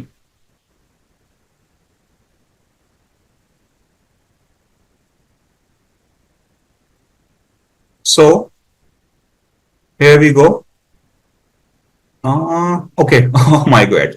So I think designation. I actually placed the filter. It is just like it's only director is the reason it is getting you right there, but this is how it should be. Okay. Obviously, you will have the average salary for all the different designations for both male and female. You got my point, guys? So 12 records for sure. So it is 10 because for some of the gender it may not be available, like female directors are not there, maybe. So, but yeah, fundamentally or ideally it should be 12. You got my point, everyone?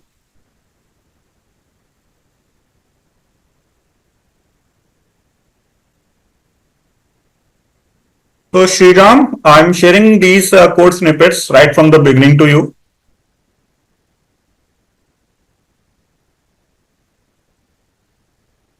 All you have to do is just write the, I think I can't really punch that. I cannot copy paste my queries, guys.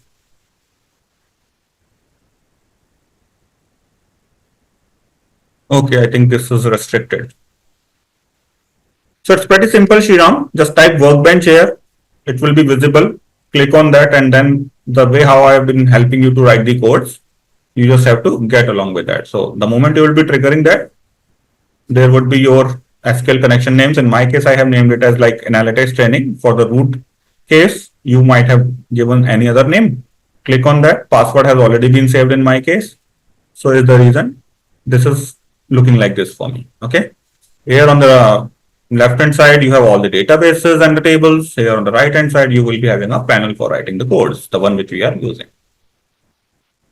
I think we are right on the target. We are hitting the bullseye. So we have been learning the basics of queries in terms of how the select statement looks like, how you have been able to do the aggregation and so on and so forth, correct? Now I am going to have one very interesting use case. And with that query, you will have everything there at a same place. Let me show that what I'm saying. So let me tell you what I'm saying. This is also going to be an interesting call and engagement. I will help you to understand what needs to be done. Within that one single query, you have a scope to learn almost everything related to the SQL, what ideally you should be aware of. So I think you should be going to be very encouraged to do that. So first I'm saying is create a new database. I'll tell you. Maybe you can take a name called sales. Okay. There are few files, CSV files I am sharing with you in a while.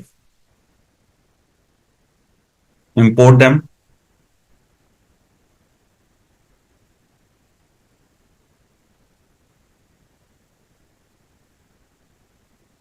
And then I'm giving a problem statement. Problem statement is there on your screen. Read and understand the problem statement. Try to resolve that within the Excel file itself, within the CSVs only.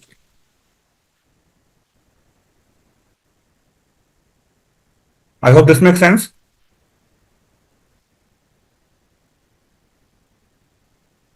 Are these 4 steps clear? Once you have been able to understand the problem statement, then I will be helping you to get into the right query. So the problem statement is there on your screen. Given the, I'll be giving you some CSV files, go through with each of the columns out of those CSV files.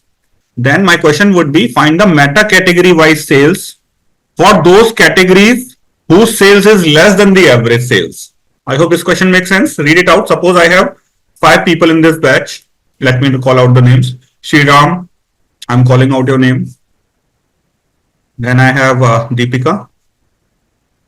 Then I have Karan. Then I have maybe Sushma.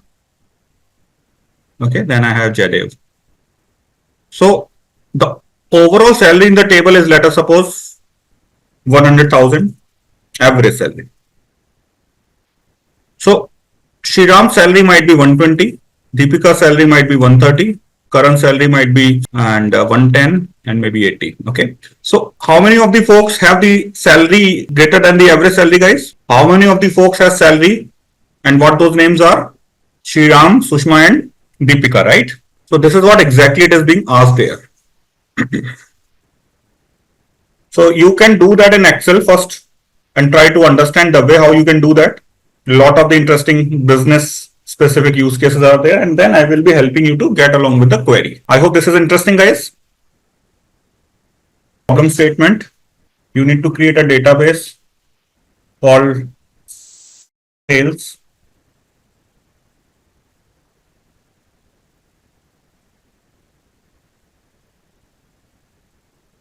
Get all the 5 tables.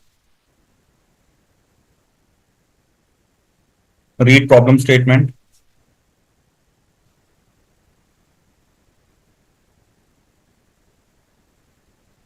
And try to resolve it in Excel. Once you will be spending some time, the idea is to get you guys comfortable, accustomed with the problem statement. Getting your hands dirty is the mantra. You got my point?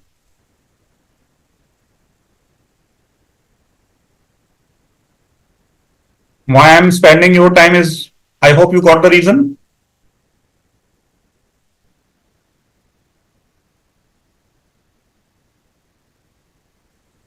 The problem statement is the one which I have highlighted on my screen.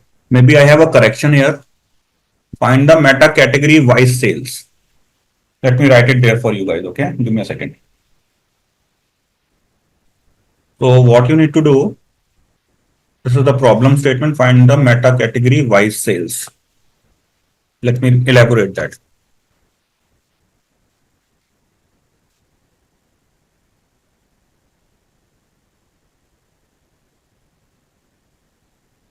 Only for those categories, okay?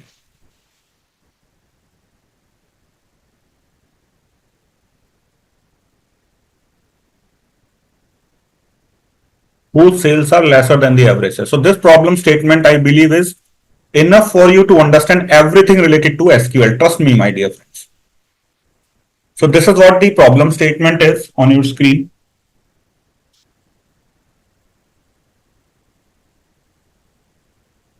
And for that, you have to follow these 4 steps to begin with. Joins, subqueries, everything will be a part of this discussion. So for that, let me help you to understand the query. But I'm pretty sure you must be knowing that for this, you have the data coming from the different tables. Yes or no?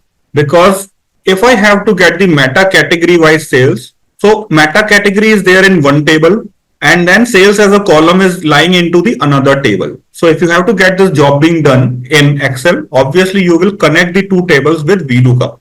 So here is the learning that what you have been doing with VLOOKUP in Excel, same thing is gonna be done with joins in SQL. So the new concept turns out to be there for you is join.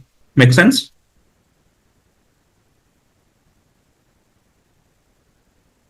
So joins is gonna be the way with the help of which you will be connecting the 2 tables. So let me write this query for you to begin with. And then I will help you to understand each and every part of this query. Let me explain you the whole code.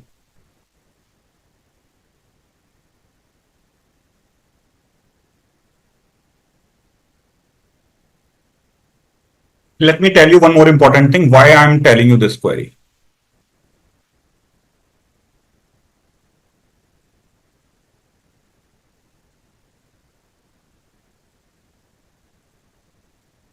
Why I'm using this problem statement? The only answer is all the SQL related topics, what ideally you should be aware of.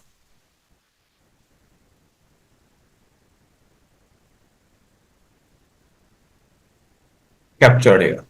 Clear?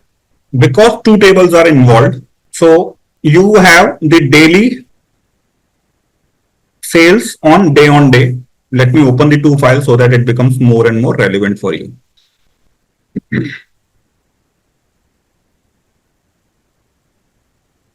So this is how the day and date 2 file looks like.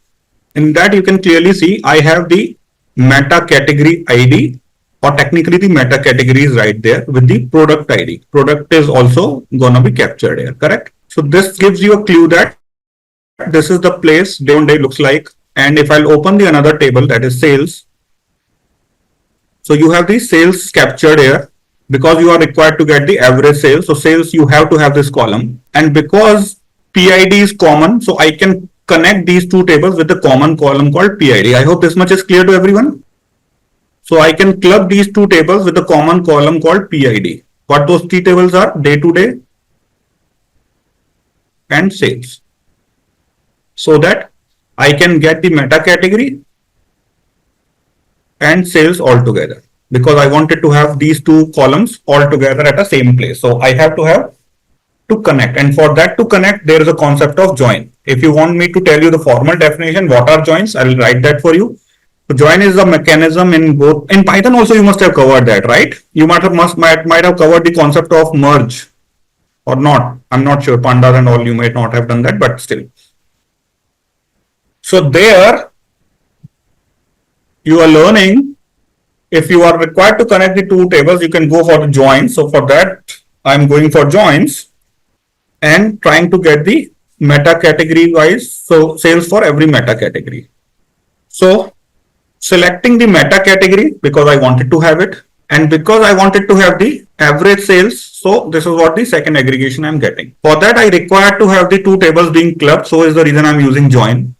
In typical way, we use the left join, first table to be connected with the second table in Trigonometry, but there are four types of joins: left join, right join, full join, and inner join. I'll talk on that concepts of join separately in the next class, once you have a familiarity of the basics of join by this problem statement. Because you have two tables, that is day on day and sales, to be worked upon, so you may be required to pull out the columns selectively or categorically. So is the reason I am giving the alias name. So you can see two names, D and S. These are the simply two names I have given as alias, so that day on day table would be then considered as D, sales table will be then known as S. So that I can, rather than writing the whole name, I can probably just keep D and S in the whole conversation. So from the table day on day, I want to have this column and so on. The reason why I'm using the left join is because in this case, day on day would be at the left hand side, I will consider. And you might have seen that day on day contains the meta category, right? For all the meta categories, as a base table, you will then be having a left table. You will be getting the sales being added into that. So you are trying to pull out the sales as a column from the right side table to this table, which is on the left hand side called meta category.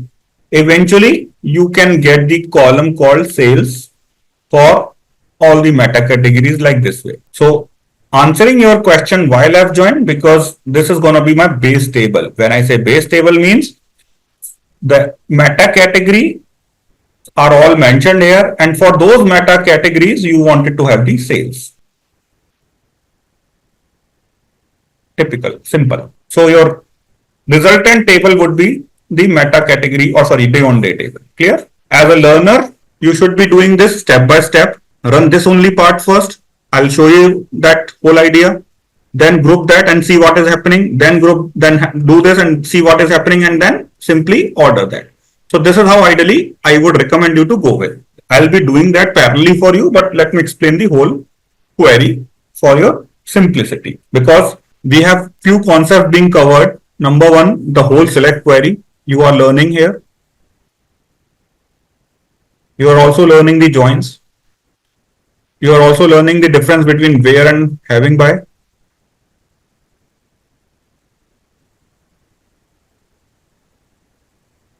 So multiple concepts you are learning. And also one of the very important advanced feature called subquery. What is subquery? You will be learning that. So the keyword here is on. For the joins, you have to use the keyword called on. Where is used typically for the filtering purpose, but here left table to connect with the right table on a particular, on which column? On PID, that is product ID. From this table and this table you are connecting. So let me know if you guys are fine up to this part. Is that all clear? Because you have created the database and all, I would request you to run only this part and tell me what you are getting. Just run only this part, put a full colon and see what you are getting. Everyone. I mean, remove that average sales, okay? Or maybe you can group that. That's fine. Okay, let's do one thing. Run up to this part. You can include the grouping. Run up to this part, guys. You got my point? You understand the grouping at least, right? One means that this is an interesting call. I have written a number called 1 because in most of the cases, in the corporate world, we write and group the column on multiple columns. So rather than writing their actual names, we ask these sequence to be followed, like 1, 2, whatsoever that column names are mentioned in the select statement. So is the reason. So let me tell you what I'm saying. If you will go back to the previous query, what I have written for you guys. So you remember that conversation, guys? This query you remember, right? So rather than writing this, I could have written the group statement like this as well. Group by 1, 2. So all I'm saying in this case is that this line 55 is exactly same as 56. Why? Because 1 and 2 stands for the chronological sequence of the columns you have. So I am saving my efforts and readability of the code not to write the names manually. Is that all clear? This is how the syntax takes that.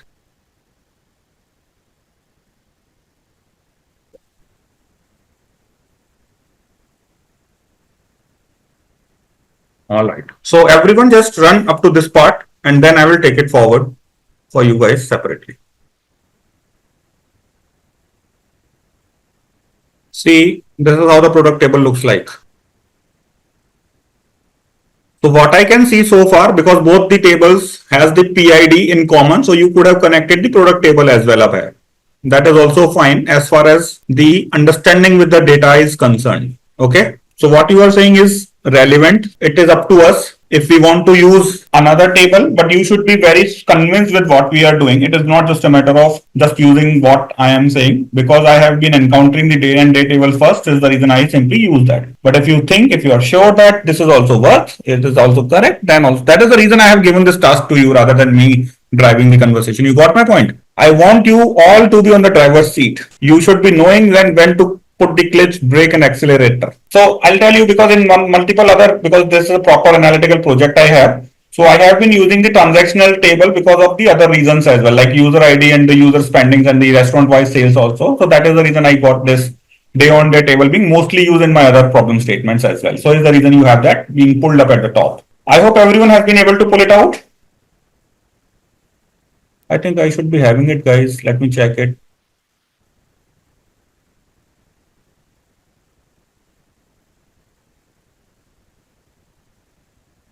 Okay, I have it. Yeah.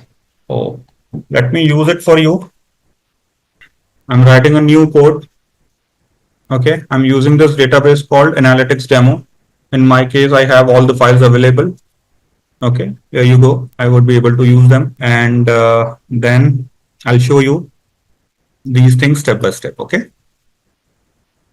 Sorry. Oh, I got this created. Sorry. So I use this and then maybe I'll show you how I'll create the table. Create table. T1 I'm creating as a intermediary table, just to explain you the things step by step. I hope this makes sense. So here I go. Query got completed. Let us see. I got the table T1 created. Can you all see that? You should check the data, how much data you have. So now you have meta category wise. What is this? Just a second, guys. Okay. I think I should not be having the average sales. Average sales is not required as of now, just sales. So just because, okay, you got the grouping as well. Okay, that's fine. So I hope everyone is able to get this view. Everyone, I hope you got the sense, right? So average salary for every meta category you are having. That's correct. So join is clear, right? So here you have one more learning.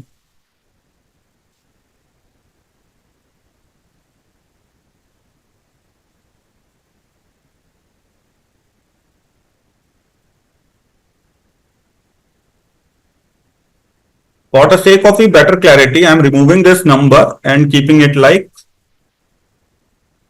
1000. Okay. I am keeping a specific manual number. What does that mean? You got the data already aggregated on meta category by this group by statement, right? So having by is to cut down or filter out. So how many rows as of now you are having? Can any one of you tell me so that I can write it down for you quickly? How many of the rows I was originally having in T1 after this grouping? 15. Everyone? 15 categories. So you have 15 rows for all the categories, right? So with this way, you are cutting down that aggregated result.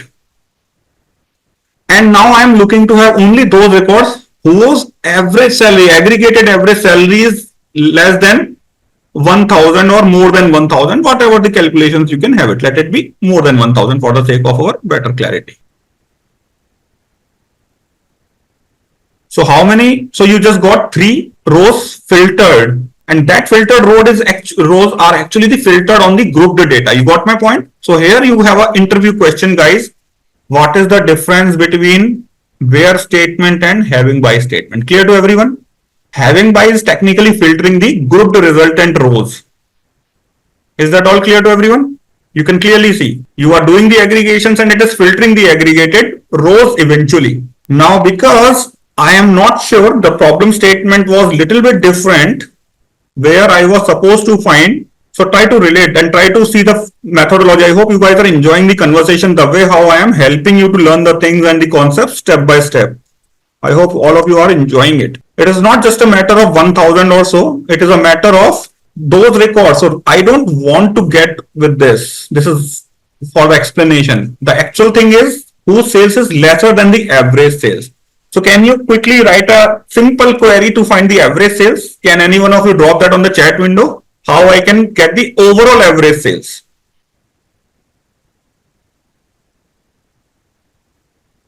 How I can get the overall average sales? Can I get that code? So this is what I have been doing here.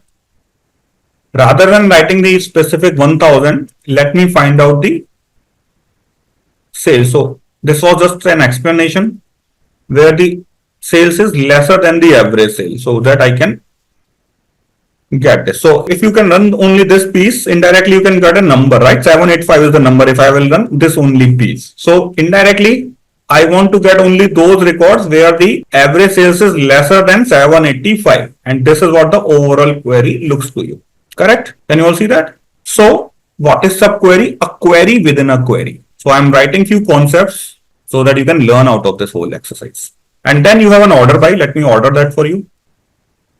Order by is to simply put that into the chronology of ascending or descending, because descending is the keyword I have written. So you can see highest is at the top and the most lesser one or minimal one would be at the bottom. So this is descending order. So what you are learning out of this query, let me write it there for you. Number one, joins. What is joins? Adding one or more than one column. Column means attribute from one table to another table based on common variables matched value. Like the way in your case you are doing that on PID. So I hope this training style is equally helpful for you, where I am giving you the problem statement, helping you with the SQL query, and then explaining you the concepts. I hope you are better able to learn everything now, correct? Online friends. Then you have types of joins, which is going to be a focus area for you guys. That is left join, right join, full join, and inner join. There is a altogether complete theory. So maybe I'll discuss that as and when we are available or have a bandwidth for that. Because this is not that much required for you to get into the data engineering side. I think Deepika must be knowing it because she comes from data analytics background. So this is more of an analytical thing. You got my point? So I'm not going too much into that. Then you are learning another concept, that is where versus having by.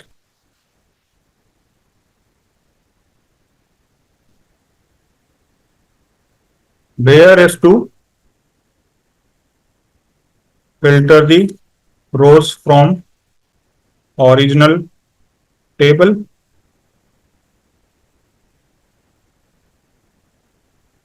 Having by is to filter the aggregated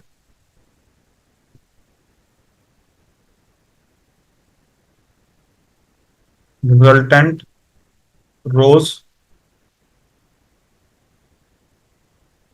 afterwards, or this is only completed. Okay?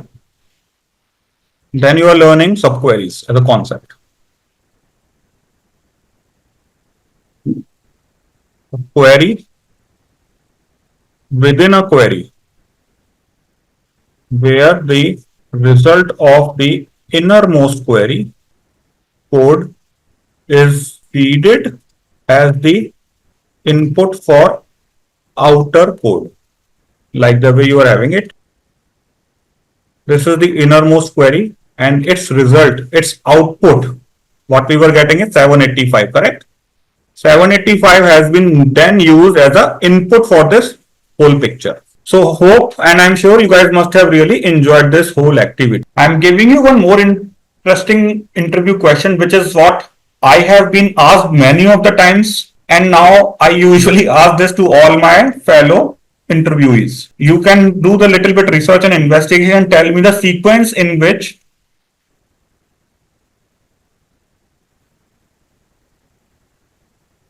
these statements are executed. Select statement keywords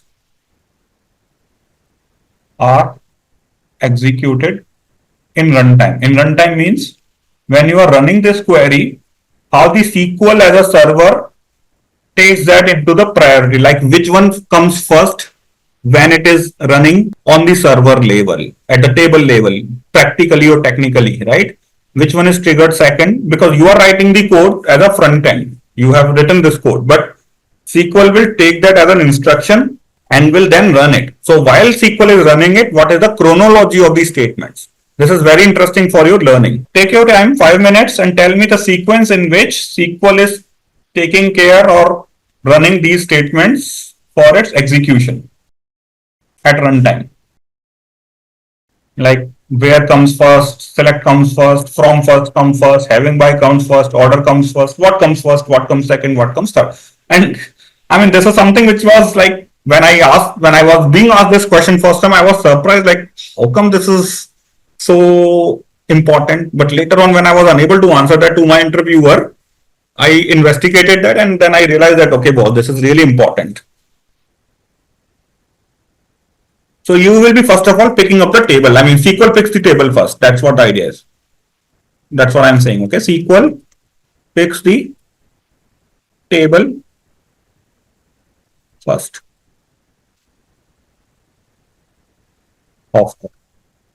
Then, because you may have millions of the records, it will filter out the unwanted rows. It will then aggregate the categories and will filter the aggregated results behind the curtains. And then it will go for the required columns, and then you will be having the other follow-up keywords like distinct, limit, and so on and so forth. Is that clear to you?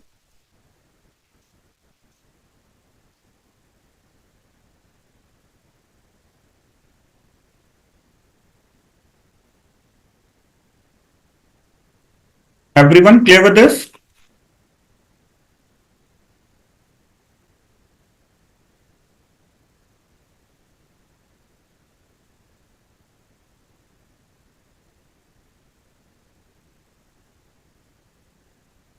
So I have a lot of the interview questions, I mean, lot of the other questions as well in this case, which you can definitely take a look on as and when you are available for the practice purpose.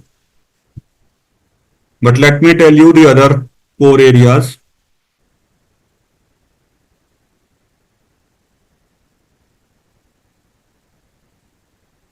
Like here in some of the pieces, demos and examples, I have also mentioned how you can alter the table, how you can drop a table, which is like one-liners. Okay, there is no rocket science. We will be anyways covering that. So just in case if you have time before we are meeting on next Sunday, you can go through with them just for the sake of your better clarity. There has been something related to the views I wanted to share. Give me a second, okay? I wanted to show you the way the view looks like, okay? Take a look into this portion and you would learn how to create the views. So first of all, what the views are and how it is getting created. I'll be explaining you both the things. Like the way we discussed yesterday, you may have a table which could be very much heavy in both length and breadth. That means you can have hundreds of the columns and millions of the rows.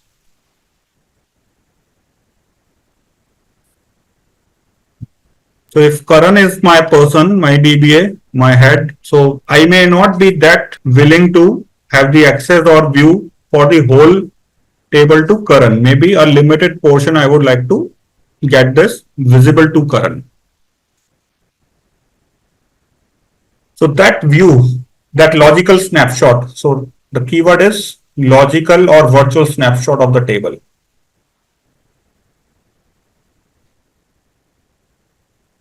For ensuring the confidentiality and the security of the data. So you have to have a, I mean, I'm giving you a thought of coming up with what, why, and how. I told you what are views. Views are the logical and the virtual snapshot on the table. Why? It helps you to give the limited portion being visible, safety, security, confidentiality of the data being retained. Plus also it is faster. Okay. It is faster because you don't need to. So SQL will not process the complete table. It will be just getting simply on the required portion. And how to do that is the query I'm writing for you.